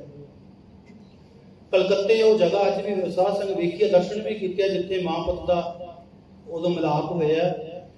ਗੋਰੇ ਜਹਾਜ਼ ਤੇ ਦਲੀਪ ਨੂੰ ਉਹ ਜਗ੍ਹਾ ਤੇ ਲੈ ਕਲਕੱਤੇ, ਇਧਰੋਂ ਰਾਜਾ ਰਾਣੀ ਨੂੰ ਸਿਪਾਹੀਆਂ ਦੇ ਨਾਲ ਮਿਲ ਕੇ ਕਲਕੱਤੇ ਲੈ ਗਿਆ। ਹੁਣ ਰਾਣੀ ਤੇ ਨਹੀਂ ਹੈ, ਦੱਸਦੀ ਨਹੀਂ ਹੈ। ਦਲੀਪ ਨੂੰ ਦੂਰੋਂ ਦੱਸਿਆ ਵੀ ਉਹ ਸਾਹਮਣੇ ਤੇਰੀ ਮਾਂ ਖੜੀ ਹੈ, ਰਾਣੀ ਜਿੰਦਾ। ਦੋਹਾਂ ਨੂੰ ਕੱਲਿਆਂ ਨੂੰ ਛੱਡ ਦਿੱਤਾ। ਉਹ ਦਲੀਪ ਤੁਰਿਆ ਤੁਰਿਆ ਆਪਣੀ ਮਾਂ ਦੇ ਕੋਲ ਆਉਂਦਾ ਹੈ। ਮਾਂ ਦੇ ਆ ਕੇ ਪੈਰੀ ਹੱਥ ਲਾਉਂਦਾ ਹੈ। ਹੁਣ ਮਾਂ ਘੁੱਟ ਕੇ ਗਲਵੱਕੜੀ ਪਾਉਂਦੀ ਹੈ। ਮਾਂ ਬਾਪ ਨੇ ਸਿਰ ਤੇ ਹੱਥ ਰੱਖ ਕੇ ਪਿਆਰ ਦਿੰਦੇ ਹੁੰਦੇ ਸੀਗੇ। ਕਹਿੰਦੇ ਜਦੋਂ ਆਪਣੇ ਪੁੱਤਰ ਨੂੰ ਪਿਆਰ ਦਿੰਦੀ ਹੈ, ਸਿਰ ਦੇ ਉੱਪਰ ਹੱਥ ਗਿਆ, ਸਿਰ ਦੇ ਉੱਪਰ ਟੋਪੀ ਲਈ ਹੈ ਤੇ ਕੇਸ ਹੈ ਹੀ ਨਹੀਂ, ਕਹਿੰਦੇ ਧੱਕਾ ਮਾਰਿਆ ਰਾਣੀ ਨੇ। ਕਹਿਣ ਲੱਗੀ ਤੂੰ ਮੇਰਾ ਪੁੱਤ ਨਹੀਂ ਹੋ ਸਕਦਾ। ਦਲੀਪ ਉਹਦਾ ਪੁੱਤਰ ਜਿਹੜਾ ਫਿਰ ਨੇੜੇ ਆਇਆ, ਕਹਿਣ ਲੱਗਿਆ ਮਾਂ 10 ਸਾਲ ਹੋ ਗਏ ਤੈਨੂੰ ਪਰਮੇਸ਼ਰ ਪਾਉਂਦੀ ਨੂੰ, 10 ਸਾਲ ਹੋ ਗਏ ਨੇ ਤੂੰ ਮੈਨੂੰ ਮਿਲਣ ਵਾਸਤੇ ਤੜਪ ਰਹੀ ਸੀ। ਅੱਜ ਮੈਂ ਤੇਰੇ ਸਾਹਮਣੇ ਆਇਆ ਤੇ ਮੈਨੂੰ ਧੱਕੇ ਮਾਰਦੀ ਆ, ਮੈਂ ਤੇਰਾ ਪੁੱਤਰ ਦਲੀਪ ਹੀ ਹਾਂ। ਕਹਿੰਦੇ ਉਹ ਫਿਰ ਕਹਿੰਦੀ ਨਹੀਂ, ਤੂੰ ਮੇਰਾ ਪੁੱਤਰ ਦਲੀਪ ਨਹੀਂ ਹੋ ਸਕਦਾ। ਉਹਦੀਆਂ ਕੁਝ ਕਲੈਣਾ ਨੇ ਜਿਹੜੀਆਂ ਨਾ ਕਵੀਆਂ ਨੇ ਲਿਖੀਆਂ, ਬੜਾ ਸੋਹਣਾ। ਕਹਿੰਦੇ ਵਿਛੜੀ ਜਿੰਦਾ ਨੂੰ ਜਦੋਂ ਦਲੀਪ ਮਿਲਿਆ, ਤਾਹਾਂ ਮਾਰ ਸੀ ਰੋਈ ਮਜਬੂਰ ਮਾਤਾ, ਜੂੜਾ ਪੁੱਤ ਦੇ ਸਿਰ ਤੇ ਨਾ ਵੇਖ ਕੇ ਹੋ ਗਈ ਟੁੱਟ ਕੇ ਚਕਨਾ ਚੂੜ ਮਾਤਾ। ਕਹਿੰਦੇ ਤਾਹਾਂ ਮਾਰ ਮਾਰ ਰੋਈ, ਪੁੱਤਰ ਜੇ ਮੇਰਾ ਦਲੀਪ ਹੁੰਦਾ ਸਿਰ ਤੇ ਜੂੜਾ ਤੇਰੇ ਹੋਣਾ ਸੀ, ਪਰ ਤੂੰ ਮੇਰਾ ਦਲੀਪ ਨਹੀਂ ਹੈ, ਕਿਉਂ ਤੇਰੇ ਸਿਰ ਤੇ ਜੂੜਾ ਨਹੀਂ ਰਿਹਾ। ਕਹਿੰਦੇ ਜਦੋਂ ਇਹ ਗੱਲਾਂ ਸੁਣੀਆਂ ਵੀ ਮਾਤਾ, ਦਲੀਪ ਦੱਸਦਾ ਵੀ ਮੈਂ ਹੁਣ ਰਿਹਾ ਉਹਨਾਂ ਦੇ ਘਰ ਦੇ ਵਿੱਚ, ਜਿਹੋ ਜੀ ਮੈਨੂੰ ਸਿੱਖਿਆ ਮਿਲੀ, ਜਿਹੋ ਜਿਹਾ ਮੇਰਾ ਰਹਿਣ ਬਹਿਣ ਸੀ, ਉਹਦਾ ਮੇਰੇ ਤੇ ਅਸਰ ਹੁੰਦਾ ਰਿਹਾ, ਮੈਨੂੰ ਸਿੱਖੀ ਬਾਰੇ ਦੱਸਿਆ ਹੀ ਨਹੀਂ ਗਿਆ। ਇਸ ਕਰਕੇ ਮਾਤਾ ਜੇ ਤੈਨੂੰ ਇਹੀ ਦੁੱਖ ਹੈ ਕਿ ਮੇਰੇ ਸਿਰ ਤੇ ਗੁਰੂ ਦੀ ਮੋਹਰ, ਕਿਹਾ ਮਾਤਾ ਨੇ ਵੀ ਤੇਰੇ ਸਿਰ ਤੇ ਗੁਰੂ ਦੀ ਮੋਹਰ ਹੈ ਨਹੀਂ। ਮਾਤਾ ਜੇ ਤੂੰ ਇਸੇ ਨੂੰ ਪਿਆਰ ਕਰਦੀ ਹੈ ਕਿ ਮੇਰੇ ਸਿਰ ਦੇ ਉੱਪਰ ਕੇਸ ਹੋਣ, ਅੱਗੋਂ ਕਿਹਾ ਉਸਨੇ ਮਾਂ ਦੇ ਚਰਨ ਫੜ ਕੇ, ਫਰੰਗੀ ਕੀਤਾ ਏ ਸਿੱਖੀ ਤੋਂ ਦੂਰ ਮਾਤਾ, ਅੰਮ੍ਰਿਤ ਸਭ ਕੇ ਸਜੂ ਮੈਂ ਸਿੰਘ ਪੂਰਾ, ਸਹੁੰ ਖਾਂਦਾ ਹਾਂ ਤੇਰੇ ਹਜੂਰ ਮਾਤਾ। ਸਹੁੰ ਖਾ ਕੇ ਉਹ ਕਹਿੰਦਾ, ਕਹਿਣ ਲੱਗਿਆ ਮਾਤਾ ਮੈਂ ਜੇ ਤੂੰ ਇਸ ਗੱਲ ਦੀ ਖੁਸ਼ ਆ ਵੀ ਮੇਰੇ ਸਿਰ ਤੇ ਗੁਰੂ ਦੀ ਮੋਹਰ ਹੋਵੇ, ਜੂੜਾ ਹੋਵੇ, ਦਸਤਾਰ ਹੋਵੇ, ਤੇ ਅੱਜ ਤੋਂ ਮੈਂ ਤੇਰੇ ਚਰਨਾਂ ਵਿੱਚ ਸਹੁੰ ਖਾ ਕੇ ਕਹਿੰਦਾ ਕਿ ਹੁਣ ਮੈਂ ਜਾ ਕੇ ਕੇਸ ਵੀ ਰੱਖਾਂਗਾ ਔਰ ਅੰਮ੍ਰਿਤ ਛਕ ਕੇ ਪੂਰਾ ਸਿੰਘ ਵੀ ਸਜਾਂਗਾ। ਔਰ ਇਹ ਸਾਰੀ ਜ਼ਿੰਦਗੀ ਉਹਨੇ ਸਾਧ ਸੰਗ ਮੁੜ ਕੇ ਨਿਭਾਇਆ। ਸਮਝ ਪਹਿਲਾਂ ਨਹੀਂ ਸੀ ਪਤਾ, ਕਰਦਾ ਰਿਹਾ, ਕਿਉਂਕਿ ਈਸਾਈਆਂ ਦੇ ਘਰ ਰਹਿਣਾ ਬਹਿਣਾ ਉਹਨਾਂ ਵਰਗਾ ਰਹਿਣ ਬਹਿਣ ਹੋ ਗਿਆ, ਰਹਿ ਤੋਂ ਇਹ ਜਿਹੀ ਹੋ ਗਈ। ਪਰ ਜਿੱਦੇ ਮਾਤਾ ਨੇ ਦੱਸ ਦਿੱਤਾ ਨਾ ਵੀ ਇਹ ਪੁੱਤਰ ਤੇਰੇ ਸਿਰ ਤੇ ਵੇਖ, ਉਹਨੂੰ ਸਮਝਾਉਂਦੀ ਹੈ, ਕਹਿੰਦੀ ਪੁੱਤਰ ਤੇਰਾ ਪਿਓ ਮਹਾਰਾਜਾ ਰਣਜੀਤ ਸਿੰਘ ਚਲਾ ਗਿਆ, ਮੈਂ ਇੰਨਾ ਰੋਈ ਨਹੀਂ ਕਦੇ। ਆਪਣਾ ਰਾਜ ਭਾਗ ਸਾਰਾ ਚਲਾ ਗਿਆ ਪੰਜਾਬ ਦਾ, ਤੇ ਮੈਂ ਆ ਬਾਹਰ ਆ ਕੇ ਕੈਦ ਵਿੱਚ ਰਹਿ ਰਹੀ ਹਾਂ। ਇਹੋ ਜਿਹਾ ਜੇ ਸਮਾਂ ਆਇਆ, ਕਹਿੰਦੇ ਮੰਦਰਾਂ ਵਿੱਚ ਕੇਲੇ ਦੇ ਪੱਤਿਆਂ ਤੇ ਚੌਲ ਰੱਖ ਰੱਖ ਕੇ ਖਾਂਦੀ ਰਹੀ ਹੈ ਉਹ। ਐਸਾ ਸਮਾਂ ਵੀ ਕਹਿੰਦੀ ਆਇਆ ਮੇਰੇ ਕੋਲੇ, ਖਾਣਾ ਪੀਣਾ ਵੀ ਨਹੀਂ ਮਿਲਿਆ, ਮੈਂ ਉਹ ਵੀ ਝੱਲ ਲਿਆ, ਪਰ ਤੇਰੇ ਸਿਰ ਤੇ ਜੂੜਾ ਜਦੋਂ ਵੇਖਿਆ ਵੀ ਹੈ ਨਹੀਂ, ਗੁਰੂ ਦੀ ਮੋਹਰ ਹੈ ਨਹੀਂ, ਕਹਿੰਦੀ ਐਡਾ ਵੱਡਾ ਦੁੱਖ ਮੈਨੂੰ ਉਦੋਂ ਵੀ ਨਹੀਂ ਲੱਗਿਆ ਜਿੰਨਾ ਦੁੱਖ ਅੱਜ ਲੱਗਿਆ ਹੈ। ਇਸ ਤਰ੍ਹਾਂ ਸਾਧ ਸੰਗ ਉਹ ਸਮਝਾਉਂਦੀ ਹੈ ਬੜੇ ਪਿਆਰ ਦੇ ਨਾਲ। ਤੇ ਗੁਰੂ ਪਿਆਰਿਓ, ਤੇ ਇਹ ਗੱਲਾਂ ਸਾਰੀਆਂ ਜਦੋਂ ਉਹਨੇ ਸੁਣੀਆਂ ਨੇ ਆਪਣੀ ਮਾਂ ਦੇ ਕੋਲੋਂ, ਤੇ ਫਿਰ ਉਹਦੇ ਮਨ ਤੇ ਅਸਰ ਹੋਇਆ, ਮਾਂ ਜੇ ਤੈਨੂੰ ਇੰਨਾ ਹੀ ਗੁਰੂ ਦੀ ਮੋਹਰ ਨਾਲ ਪਿਆਰ ਹੈ, ਇਹ ਕੇਸਾਂ ਨਾਲ ਪਿਆਰ ਹੈ, ਅੱਜ ਤੋਂ ਬਾਅਦ ਤੇਰਾ ਪੁੱਤਰ ਕਦੇ ਕੇਸ ਨਹੀਂ ਕਟਾਵੇਗਾ। ਅੱਜ ਤੋਂ ਬਾਅਦ ਤੇਰਾ ਪੁੱਤਰ ਗੁਰੂ ਵਾਲਾ ਬਣੇਗਾ। ਜਿਹੜੀ ਰਹਿਤ ਅੱਜ ਤੂੰ ਮੈਨੂੰ ਦੱਸ ਰਹੀ ਹੈ ਗੁਰੂ ਪਾਤਸ਼ਾਹ ਦੀ, ਉਹ ਮੈਂ ਪੂਰੀ ਰਹਿਤ ਨਿਭਾਵਾਂਗਾ। ਉਹ ਰਹਿਤ ਸਾਧ ਸੰਗਤ ਜੀ ਫਿਰ ਸਾਰੀ ਜ਼ਿੰਦਗੀ ਉਹ ਦਲੀਪ ਨੇ ਨਿਭਾਈ ਹੈ। ਔਰ ਉਹਦੇ ਲਈ ਦੋ ਕਿਤਾਬਾਂ ਸਾਧ ਸੰਗਤ ਜੀ, ਉਹ ਕੁਝ ਕੁ ਲੈਣਾ ਕਵੀ ਨੇ ਲਿਖੀਆਂ ਨੇ ਵੀ ਸਿੱਖਾ, ਜਿਵੇਂ ਉਹ ਮਾਂ ਆਪਣੇ ਪੁੱਤਰ ਨੂੰ ਸਮਝਾਉਂਦੀ ਹੈ, ਉਹਦੀਆਂ ਲੈਣਾ ਵੀ ਉਹ ਆਪਣੇ ਪੁੱਤਰ ਨੂੰ ਸਮਝਾਏ, ਪੁੱਤਰਾ ਜੋ ਮਰਜ਼ੀ ਦੁੱਖ ਸੁੱਖ ਤੇਰੇ ਉੱਪਰ ਆ ਜਾਵੇ, ਕੁਝ ਵੀ ਆ ਜਾਵੇ, ਵੇਖੀ ਗੁਰੂ ਤੋਂ ਨਾ ਟੁੱਟ ਜਾਵੇਂ, ਗੁਰੂ ਦੀ ਮੋਹਰ ਨਾ ਗਵਾ ਦੇਵੀਂ। ਕਿਉਂਕਿ ਮਹਾਂਪੁਰਖ ਸਮਝਾਉਂਦੇ ਹੁੰਦੇ ਸੀ, ਕਹਿੰਦੇ ਆਪਾਂ ਜਿੰਨਾ ਮਰਜ਼ੀ ਸੋਹਣਾ ਪੇਪਰ ਲਿਖਿਆ ਹੋਵੇ, ਕੋਈ ਕਿਸੇ ਵੀ ਜਾਣਾ, ਜਿੰਨਾ ਚਿਰ ਅਫਸਰ ਦੀ ਮੋਹਰ ਨਾ ਲੱਗੇ ਉਹ ਕਾਗਜ਼ ਦੀ ਕੋਈ ਕੀਮਤ ਨਹੀਂ ਹੈ। ਉਸੇ ਕਾਗਜ਼ ਦੇ ਉੱਪਰ ਕਿਸੇ ਦੀ ਮੋਹਰ ਲੱਗ ਜੇ, ਕੋਈ ਵੀ ਅਫਸਰ ਆ, ਭਾਵੇਂ ਕੋਈ ਇਮੀਗ੍ਰੇਸ਼ਨ ਦਾ, ਕੋਈ ਪੁਲਿਸ ਵਾਲਾ, ਕੋਈ ਹੋਰ ਹੈ, ਜਿਹਦੀ ਜਦੋਂ ਮੋਹਰ ਲੱਗ ਗਈ ਤੇ ਉਸ ਕਾਗਜ਼ ਦੀ ਕੀਮਤ ਪੈ ਜਾਂਦੀ ਹੈ। ਉਹ ਮੋਹਰ ਲੱਗਣ ਦੇ ਵਿੱਚ ਆਪਾਂ ਇੰਡੀਆ ਜਾਣਾ, ਵੀਜ਼ੇ ਵਾਲੀ ਮੋਹਰ ਲੱਗ ਜਾਂਦੀ ਹੈ ਤੇ ਜਾ ਸਕਦੇ ਆ, ਮੋਹਰ ਨਹੀਂ ਲੱਗੀ ਤੇ ਤੈਨੂੰ ਉੱਥੇ ਫੜ ਕੇ ਬਾਹਰ ਹੋ ਜਾਣਗੇ। ਇਸੇ ਕਰਕੇ ਮਹਾਰਾਜ ਕਹਿੰਦੇ ਇਹ ਤੇਰੇ ਗੁਰੂ ਦੀ ਮੋਹਰ ਆ ਤੇਰੇ ਉੱਪਰ ਲੱਗੀ ਹੋਈ, ਜਿਹਦੇ ਤਾਂ ਮੋਹਰ ਲੱਗੀ ਹੋਈ ਸੱਚਖੰਡ ਵਿੱਚ ਰਾਹ ਮਿਲ ਜਾਏਗਾ, ਜੇ ਮੋਹਰ ਨਾ ਲੱਗੀ ਹੋਈ ਉਹ ਉੱਥੇ ਕਾਗਜ਼ ਦੇਖ ਕੇ ਪਿੱਛੇ ਮੋੜ ਦੇਣਗੇ। ਇਸ ਕਰਕੇ ਉਹ ਸਮਝਾ ਰਿਹਾ ਹੈ ਵੀ ਐ ਸਿੱਖਾ, ਵੇਖੀ ਕਿਤੇ ਇਹ ਗੁਰੂ ਦੀ ਮੋਹਰ ਨੂੰ ਛੱਡ ਕੇ ਹੋਰ ਪਾਸੇ ਨਾ ਚਲਾ ਜਾਵੀਂ, ਇਹਨਾਂ ਨੂੰ ਆਪਣੇ ਸਰੀਰ ਤੋਂ ਵੱਖ ਨਾ ਕਰ ਦੇਵੀਂ।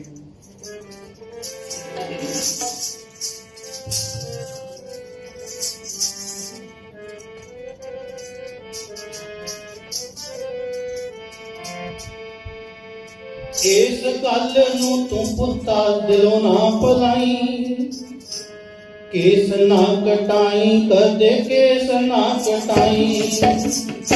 ਇਸ ਗੱਲ ਨੂੰ ਤੂੰ ਪੁੱਤਾ ਦਿਲੋਂ ਨਾ ਭੁਲਾਈ, ਕੇਸ ਨਾ ਕਟਾਈ, ਕਦੇ ਕੇਸ ਨਾ ਕਟਾਈ। ਕੇਸ ਨਾ ਕਟਾਈ, ਕਦੇ ਕੇਸ ਨਾ ਕਟਾਈ। ਸਿੱਖੀ ਨੂੰ ਬਚਾਈ ਪੁੱਤਾ, ਸਿੱਖੀ ਨੂੰ ਬਚਾਈ, ਸਿੱਖੀ ਨੂੰ ਬਚਾਈ ਪੁੱਤਾ, ਸਿੱਖੀ ਨੂੰ ਬਚਾਈ। ਕੇਸ ਨਾ ਕਟਾਈ, ਕਦੇ ਕੇਸ ਨਾ ਕਟਾਈ। ਕੇਸ ਨਾ ਕਟਾਈ, ਕਦੇ ਕੇਸ ਨਾ ਕਟਾਈ।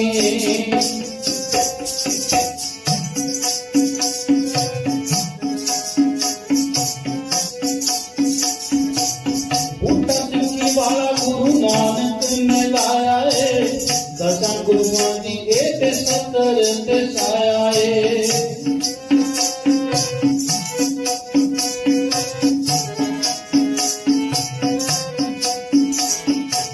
ਬੂਟਾ ਸਿੱਖੀ ਵਾਲਾ ਨਾਨਕ ਨੇ ਲਾਇਆ ਏ, ਦਸਾਂ ਗੁਰੂਆਂ ਦੀ ਇਹ ਤੇ ਸਤਰ ਤੇ ਛਾਇਆ ਏ।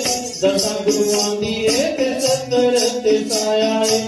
ਇਸ ਬੂਟੇ ਦੇ ਤੂੰ ਸਾਵੇਂ ਸਾਵੇਂ ਜਾਈ, ਕੇਸ ਨਾ ਕਟਾਈ, ਕਦੇ ਕੇਸ ਨਾ ਕਟਾਈ। ਕੇਸ ਨਾ ਕਟਾਈ, ਕਦੇ ਕੇਸ ਨਾ ਕਟਾਈ। ਸਿੱਖੀ ਨੂੰ ਬਚਾਈ ਸਿੱਖਾ, ਸਿੱਖੀ ਨੂੰ ਬਚਾਈ, ਸਿੱਖੀ ਨੂੰ ਬਚਾਈ ਸਿੱਖਾ, ਸਿੱਖੀ ਨੂੰ ਬਚਾਈ। ਕੇਸ ਨਾ ਕਟਾਈ, ਕਦੇ ਕੇਸ ਨਾ ਕਟਾਈ। ਕੇਸ ਨਾ ਕਟਾਈ, ਕਦੇ ਕੇਸ ਨਾ ਕਟਾਈ।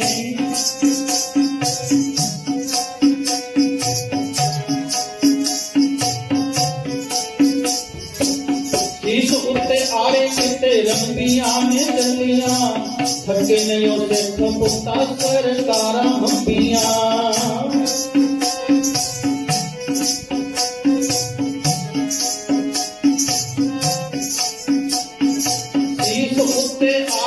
ਕਿਤੇ ਚੱਲੀਆਂ ਨੇ ਲੰਬੀਆਂ, ਥੱਕੇ ਨਹੀਂ ਸਿੱਖ ਪੁੱਤ ਸਰਕਾਰਾਂ ਹੰਬੀਆਂ।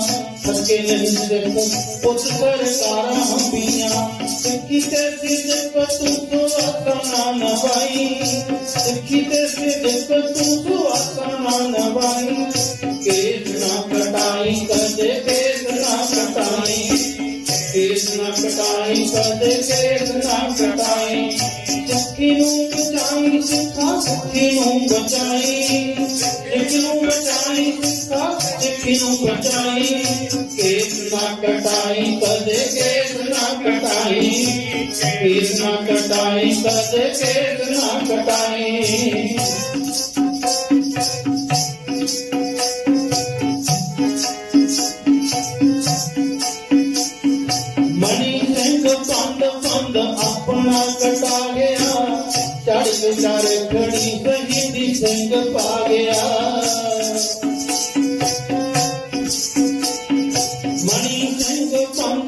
अपना कटा गया, चढ़ के चर खड़ी शहीद सिंह पा गया, चढ़ के चर खड़ी शहीद सिंह पा गया। मौत नूं आखे मैनू ना मनाई, मौत नूं आखे मैनू गुरु ना मनाई, केस ना कटाई कदे केस ना कटाई, केस ना कटाई कदे केस ना कटाई। इस गल नूं तू सिखा मनो ना पताई, इस गल नूं तू सिखा मनो ना पताई, केस ना कटाई कदे केस ना कटाई, केस ना कटाई कदे केस ना कटाई। सिक्खी नूं बचाई सिखा सिक्खी नूं बचाई, सिक्खी नूं बचाई सिखा सिक्खी नूं बचाई। केस ना कटाई कदे केस ना कटाई, केस ना कटाई कदे केस ना कटाई, केस ना कटाई कदे केस ना कटाई। ਇਹ ਆਪਣੇ ਪੁੱਤਰ ਨੂੰ ਦਿੱਤੀ ਹੈ। ਪੁੱਤਰ ਇਹ ਗੁਰੂ ਦੀ ਮੋਹਰ ਹੈ, ਵੇਖੀ ਇਹਨੂੰ ਨਾ ਕਦੇ ਗਵਾ ਦੇਣਾ। ਇੱਕ ਨਿੱਕਾ ਜਿਹਾ ਜਾਕਰ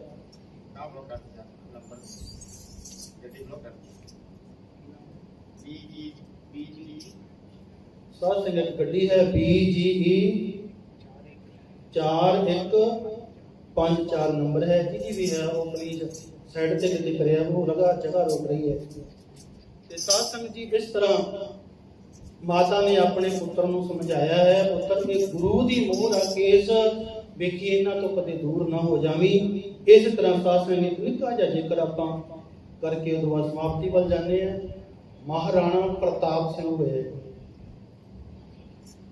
ਉਹ ਬੜਾ ਤਕੜਾ ਰਾਜਾ ਸੀ। ਕੀਰ ਉਹਦਾ ਯੁੱਧ ਹੋਇਆ, ਉਦੋਂ ਦਿੱਲੀ ਦੇ ਵਿੱਚ ਸਿਕੰਦਰ ਲੋਧੀ ਦਾ ਇਹਨਾਂ ਦੇ ਰਾਜ ਹੋਏ ਨੇ। ਉਹ ਹਾਰ ਕੇ ਜੰਗਲਾਂ ਦੇ ਵਿੱਚ ਚਲਾ ਗਿਆ। ਜੰਗਲਾਂ ਦੇ ਵਿੱਚ ਕਈ ਦਿਨ ਭੁੱਖਾ ਤਿਹਾੜਾ ਰਿਹਾ, ਔਰ ਉੱਥੇ ਰਹਿੰਦਿਆਂ ਸਾਧ ਸੰਗਤ ਜੀ ਉਹ ਭੁੱਖ ਤੇ ਹੁਣ ਲੱਗਦੀ ਆ ਬੰਦੇ ਨੂੰ, ਕਈ ਦਿਨ ਹੋ ਗਏ ਭੁੱਖਾ ਹੈ। ਕਹਿੰਦੇ ਇੱਕ ਆਜੜੀ ਮਿਲਿਆ ਉਹਨੂੰ। ਆਜੜੀ ਹੁੰਦਾ ਜਿਹੜਾ ਕਿਸੇ ਦੀਆਂ ਮੱਝਾਂ ਬੱਕਰੀਆਂ ਚਾਰਦਾ ਹੋਵੇ, ਉਹਦੀਆਂ ਆਪਦੀਆਂ ਨਹੀਂ ਹੁੰਦੀਆਂ ਪਰ ਕਿਸੇ ਦਾ ਨੌਕਰ ਹੁੰਦਾ। ਆਜੜੀ ਮਿਲਿਆ, ਉਹਦੇ ਕੋਲੋਂ ਉਹਨੇ ਦੁੱਧ ਮੰਗਿਆ ਤੇ ਉਹਨੇ ਦੁੱਧ ਚੋ ਕੇ ਮੱਝਾਂ ਦਾ ਗਾਵਾਂ ਦਾ ਜੋ ਵੀ ਉਹਦੇ ਕੋਲੇ ਉਸ ਟਾਈਮ ਮਿਲਿਆ ਤੇ ਦੇ ਦਿੱਤਾ। ਮਹਾਰਾਣਾ ਪ੍ਰਤਾਪ ਸਿੰਘ ਨੇ ਦੁੱਧ ਪੀਤਾ ਤੇ ਬਾਅਦ ਵਿੱਚ ਬੜਾ ਖੁਸ਼ ਹੋਇਆ। ਕਹਿਣ ਲੱਗਿਆ ਆਜੜੀ ਨੂੰ ਵੀ ਤੂੰ ਮੰਗ ਕੀ ਮੰਗਦਾ ਹੈ। ਉਹਦੇ ਦਸਤਾਰ ਬਹੁਤ ਸੋਹਣੀ ਬੰਨੀ ਹੋਈ ਹੈ। ਕਹਿੰਦੇ ਆਜੜੀ ਨੂੰ ਉਹ ਪੱਗ ਦਸਤਾਰ ਬਹੁਤ ਸੋਹਣੀ ਲੱਗੀ ਮਹਾਰਾਣਾ ਪ੍ਰਤਾਪ ਸਿੰਘ ਦੀ। ਕਹਿਣ ਲੱਗਿਆ ਆਜੜੀ ਵੀ ਆਹ ਤੇਰੀ ਜਿਹੜੀ ਦਸਤਾਰ ਆ ਮੈਨੂੰ ਇਹ ਦੇ ਦੇ। ਮਹਾਰਾਣਾ ਕਹਿੰਦਾ ਵੀ ਹੁਣ ਦੇਣਾ ਤਾਂ ਪਵੇਗਾ, ਮੈਂ ਤੇਰੇ ਨਾਲ ਵਾਅਦਾ ਕੀਤਾ ਵੀ ਜੋ ਮੰਗੇਗਾ ਦੇਵਾਂਗਾ, ਪਰ ਇੱਕ ਗੱਲ ਯਾਦ ਰੱਖੀ, ਇਹ ਦਸਤਾਰ ਦੇ ਪਿੱਛੇ ਇਤਿਹਾਸ ਬੜਾ ਲੰਮਾ ਹੈ। ਕਹਿਣ ਲੱਗਿਆ ਇਹ ਦਸਤਾਰ ਦੇ ਪਿੱਛੇ ਮੈਂ ਦਿੱਲੀੋਂ ਹਾਰ ਕੇ ਆਇਆ, ਜੇ ਕਿਤੇ ਮੈਂ ਆਪਣਾ ਸਿਰ ਉੱਥੇ ਝੁਕਾ ਦਿੰਦਾ ਤੇ ਮੈਨੂੰ ਆ ਜੰਗਲਾਂ 'ਚ ਨਹੀਂ ਸੀ ਹੋਣਾ ਪੈਂਦਾ। ਭਾਵ ਕੀ ਹੈ, ਮੇਰੀ ਦਸਤਾਰ ਦਿੱਲੀ ਦੇ ਰਾਜ ਅੱਗੇ ਝੁਕੀ ਨਹੀਂ ਹੈ। ਮੈਂ ਸਭ ਕੁਝ ਛੱਡ ਕੇ ਤੇ ਆ ਗਿਆ, ਪਰ ਮੈਂ ਆਪਣਾ ਸਿਰ ਨਹੀਂ ਝੁਕਾਇਆ। ਕਿਉਂ? ਕਿਉਂਕਿ ਮੇਰੇ ਸਿਰ ਤੇ ਦਸਤਾਰ ਗੁਰੂ ਦੀ ਬੰਨੀ ਹੋਈ ਸੀ। ਇਹ ਥਾਂ ਥਾਂ ਤੇ ਨਹੀਂ ਝੁਕਦੀ, ਗੁਰੂ ਦਾ ਸਿਰ ਪੱਗ ਬੰਨੀ ਹੋਵੇ ਤੇ ਥਾਂ ਥਾਂ ਤੇ ਝੁਕਦਾ ਫਿਰੇ। ਗੋਰ ਮੜੀ ਮੱਟ ਭੂਲ ਨਾ ਮਨ, ਗੁਰੂ ਪਾਤਸ਼ਾਹ ਨੇ ਕਿਹਾ ਹੋਇਆ। ਕਹਿਣ ਲੱਗਿਆ ਵੀ ਇਸੇ ਕਰਕੇ ਵੀ ਪੱਗ ਤੇ ਲੈ ਜਾ, ਪਰ ਪੱਗ ਬੰਨ ਕੇ ਕਿਸੇ ਦੇ ਅੱਗੇ ਜ਼ਾਲਮ ਅੱਗੇ ਸਿਰ ਨਾ ਝੁਕਾਈ। ਮਹਾਰਾਣੇ ਨੇ ਪ੍ਰਤਾਪ ਨੇ ਉਹ ਪੱਗ ਦਿੱਤੀ, ਉਹ ਆਜੜੀ ਲੈ ਗਿਆ। ਘਰ ਜਾ ਕੇ ਉਹ ਪੱਗ ਬੰਨਦਾ ਬੜੇ ਸ਼ੌਂਕ ਨਾਲ। ਇਸ ਗੱਲ ਦਾ ਪਤਾ ਦਿੱਲੀ ਦਰਬਾਰ ਵਿੱਚ ਲੱਗ ਗਿਆ ਵੀ ਇਹਨੂੰ ਮਹਾਰਾਣਾ ਪ੍ਰਤਾਪ ਮਿਲਿਆ ਤੇ ਉਹਦੀ ਪੱਗ ਲਿਆਇਆ, ਔਰ ਉਹ ਪੱਗ ਵੀ ਬਹੁਤ ਕੀਮਤੀ ਸੀ। ਕਹਿੰਦੇ ਉਹਨੇ ਸੁਨੇਹਾ ਭੇਜਿਆ ਵੀ ਉਸ ਆਜੜੀ ਨੇ ਕਹੋ ਮੇਰੇ ਦਰਬਾਰ ਵਿੱਚ ਆ ਕੇ ਪੇਸ਼ ਹੋਵੇ। ਜਦੋਂ ਆਜੜੀ ਨੂੰ ਪਤਾ ਲੱਗਿਆ, ਕਿਉਂਕਿ ਹੁਣ ਇੱਕ ਆਮ ਬੰਦਾ ਰਾਜੇ ਦੇ ਦਰਬਾਰ ਜਾ ਕੇ ਸਲਾਮ ਕਰਨੀ ਪੈਂਦੀ ਹੈ, ਸਿਰ ਝੁਕਾਉਣਾ ਪੈਂਦਾ। ਹੁਣ ਉਹ ਕਹਿੰਦਾ ਜੇ ਮੈਂ ਰਾਜੇ ਦੇ ਦਰਬਾਰ ਵਿੱਚ ਗਿਆ, ਮੈਨੂੰ ਸਿਰ ਝੁਕਾਉਣਾ ਪਵੇਗਾ ਤੇ ਸਿਰ ਤੇ ਮੇਰੇ ਪੱਗ ਬੰਨੀਆਂ ਮਹਾਪ੍ਰਤਾਪ ਸਿੰਘ। ਕਹਿੰਦੇ ਉਹਨੇ ਕੀ ਕੀਤਾ, ਆਪਣਾ ਇੱਕ ਚਿੱਠੀ ਲਿਖੀ। ਜਿਹੜਾ ਆਇਆ ਸੀ ਉਹਦਾ ਅਹਿਲਕਾਰ ਸਿਪਾਹੀ, ਉਹਨੂੰ ਚਿੱਠੀ ਦਿੱਤੀ ਤੇ ਆਪਦਾ ਗਲ ਵੱਢ ਕੇ ਥਾਲੀ 'ਚ ਰੱਖਤਾ। ਉਹ ਥਾਲੀ ਦੇ ਵਿੱਚ ਸਿਰ ਰੱਖ ਕੇ ਉਸ ਆਜੜੀ ਦਾ ਚਿੱਠੀ ਲੈ ਕੇ ਦਿੱਲੀ ਦਰਬਾਰ ਵਿੱਚ ਪਹੁੰਚ ਗਿਆ। ਉੱਥੇ ਜਾ ਕੇ ਜਦੋਂ ਚਿੱਠੀ ਪੜ੍ਹੀ ਗਈ ਤੇ ਉਹਦੇ ਵਿੱਚ ਕੀ ਲਿਖਿਆ, ਆਜੜੀ ਨੇ ਲਿਖਿਆ ਹੋਇਆ ਵੀ ਇਹ ਦਿੱਲੀ ਦੇ ਰਾਜੇ ਆ, ਇਹ ਪੱਗ ਜਿਹਨੇ ਮੈਨੂੰ ਦਿੱਤੀ ਸੀ ਉਹਨੇ ਕਿਹਾ ਸੀ ਵੀ ਇਹ ਸਿਰ ਕਿਸੇ ਅੱਗੇ ਝੁਕਣਾ ਨਹੀਂ ਚਾਹੀਦਾ, ਇਸ ਕਰਕੇ ਮੈਂ ਸਿਰ ਤੇਰੇ ਅੱਗੇ ਝੁਕਾਇਆ ਨਹੀਂ, ਸਿਰ ਵੱਢ ਦਿੱਤਾ। ਜੇ ਮੈਂ ਦਿੱਲੀ ਆਉਂਦਾ ਤੇ ਮੈਨੂੰ ਸਿਰ ਝੁਕਾਉਣਾ ਪੈਣਾ ਸੀ, ਤੇਰੇ ਅੱਗੇ ਸਲਾਮ ਕਰਨੀ ਪੈਣੀ ਸੀ। ਇਸ ਕਰਕੇ ਮੈਂ ਦਿੱਤਾ ਹੋਇਆ ਸਿੱਖ ਨੂੰ ਵਚਨ ਪੂਰਾ ਕੀਤਾ ਕਿ ਮੈਂ ਆਪਣਾ ਸਿਰ ਨਹੀਂ ਝੁਕਾਵਾਂਗਾ, ਪੱਗ ਵਾਲਾ ਸਿਰ ਹੀ ਦੇ ਦੇਵਾਂਗਾ। ਇਸ ਕਰਕੇ ਮੈਂ ਆਪਣਾ ਸਿਰ ਹੀ ਭੇਜਤਾ, ਜੋ ਕਰਨਾ ਤੂੰ ਕਰ ਲੈ।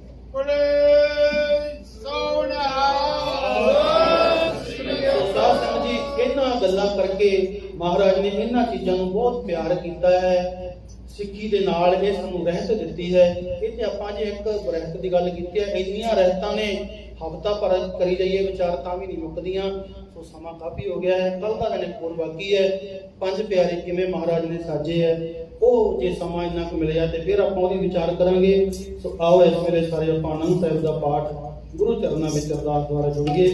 ਸੋ ਇਹ ਸਤਿਗੁਰੂ ਕਿਰਪਾ ਕਰੇ ਵੀ ਦਿਨ ਮਨਾਏ ਸਾਡੇ ਤਾਂ ਸਫਲੇ ਆ, ਇੱਕ ਵੀ ਕੋਈ ਰਹਿਤ ਸਾਡੇ ਜੀਵਨ ਦੇ ਵਿੱਚ ਗੁਰੂ ਧਾਰਨ ਕਰਨੀ ਸਾਨੂੰ ਇਹ ਸਮੱਤ ਬਖਸ਼ ਦੇਵੇ, ਸਾਡੀ ਉਹ ਧਾਰਨ ਕਰ ਲਈਏ ਇਸ ਲਈ ਆਪਣੇ ਜੀਵਨ ਦੇ ਵਿੱਚ। ਇਹੋ ਅਰਦਾਸ ਗੁਰੂ ਚਰਨਾਂ ਵਿੱਚ ਕਰਕੇ ਜਾਈਏ। ਪੜ ਕੇ ਫਿਰ ਆਪ ਸੰਗਤ ਨੇ ਦਰਸ਼ਨ ਦੇਣੇ। ਜੀ ਆਇਆਂ ਨੂੰ ਸਾਰਿਆਂ ਨੂੰ ਆਖੇ ਜਾਂਦੇ ਜੀ ਰਾਮ ਕਲੀ ਮਹੱਲਾ ਤੀਜਾ। ਆਨੰਦ ਓੰਕਾਰ ਸਤਿਗੁਰ ਪ੍ਰਸਾਦ, ਆਨੰਦ ਪਿਆ ਮੇਰੀ ਮਾਏ, ਸਤਿਗੁਰੂ ਮੈਂ ਪਾਇਆ, ਸਤਿਗੁਰ ਤਾਂ ਪਾਇਆ, ਸਹਿਜ ਸੇਤੀ ਮਨ ਵਜੀਆਂ, ਰਾਜ ਰਤਨ ਪਰਵਾਰ ਕਰੀਆਂ, ਸਬਦ ਗਾਵਨ ਸਭ ਦੋ ਸਗਾਵੋ, ਹਰੀ ਤੇਰਾ ਮਨ ਜਮੀਨ, ਕਹਿ ਨਾਨਕ ਆਨੰਦ ਹੋਆ, ਸਤਿਗੁਰੂ ਮੈਂ ਤੇ ਮਨ ਮੇਰਿਆ, ਤੂੰ ਸਦਾ ਰਹੋ ਹਰ ਨਾਮ, ਹਰ ਨਾਮ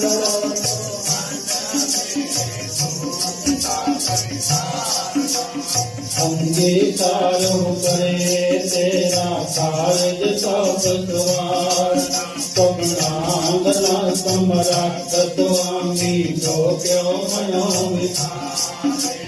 ਕਹਿ ਨਾਨਕ ਮਨ ਮੇਰੇ ਸਦਾ ਰਹੋ, ਸਾਚੇ ਸਾਹਿਬਾ ਕਿਆ ਨਹੀਂ ਕਰਤੇ, ਕਰਤਾ ਤੇਰੇ ਸਦਾ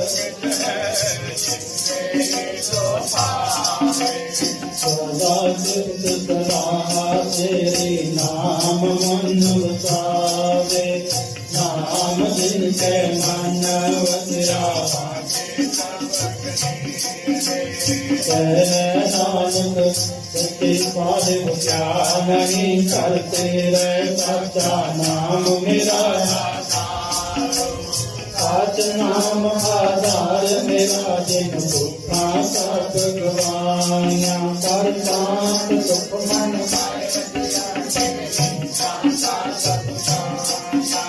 ਸਦਾ ਗੁਰਬਾਣੀ ਸਾਧੁਰ ਤੋਂ ਜੀਆ ਵਡਿਆਈਆਂ, ਕਹਿ ਨਾਨਕ ਸੁਣੋ ਸੰਤੋ ਸ਼ਬਦ ਕਰੋ ਪਿਆਰੋ, ਸਾਚਾ ਵਾਜੇ ਪੰਜ ਤਵਨ ਤਿਤ ਘਰ ਸੁਭਾਗੇ, ਘਰ ਸੁਭਾਗੇ ਸਬਦ ਵਾਜੇ ਮਹਾਰਾਜਿਕ ਕਰ, ਪੰਜ ਦੂਤ ਸਦਵਤ ਕੀਤੇ, ਲਾਲ ਕੰਟਕ ਮਾਰਿਆ, ਸੁਰ ਧਰਮ ਪਾਇਆ,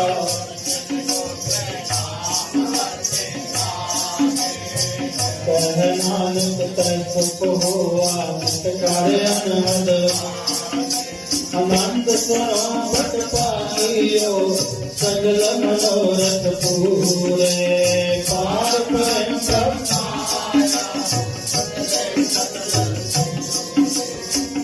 ਰੋਗ ਸੰਤਾਪ ਤੇਰੇ ਸੋਹਣੀ ਸੱਚੀ ਬਾਣੀ, ਸੰਤ ਸਾਜਨ ਮੈਂ ਸੱਚੇ ਪੂਰੇ ਗੁਰਤੇ ਜਾਣੀ, ਸੁਣਤੇ ਪਵਿੱਤ ਕਹਿਤੇ ਪਵਿੱਤ ਸਤਿਗੁਰ ਰਹਿਆ, ਬਿਨਵੰਤ ਨਾਨਕ ਗੁਰ ਚਰਨ ਰਾਖੇ ਵਾਜੇ, ਸਰੂਪ ਪਵਨ ਗੁਰੂ ਪਾਣੀ ਪਿਤਾ, ਮਾਤਾ ਕਰਤ ਮਾਤ, ਦਿਵਸ ਰਾਤ ਕੋਇ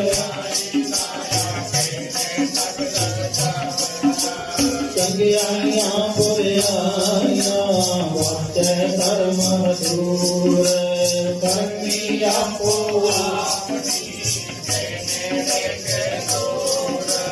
ਸਿੰਧੀ ਨਾਮ ਤੇ ਆਇਆ ਪ੍ਰੇਮ ਸਤਿ ਬਾਲ ਨਾਨਕ ਸੇਵਕ ਉਜਲੇ ਕੀਤੀ ਛੁੱਟੀ ਸਿੰਧੀ ਨਾਮ ਤੇ ਆਇਆ ਪ੍ਰੇਮ ਸਤਿ ਬਾਲ ਨਾਨਕ ਸੇਵਕ ਉਜਲੇ ਕੀਤੀ ਛੁੱਟੀ ਨਾਦ। ਵਾਹਿਗੁਰੂ ਜੀ ਕਾ ਖਾਲਸਾ ਵਾਹਿਗੁਰੂ ਜੀ ਕੀ ਫਤਿਹ।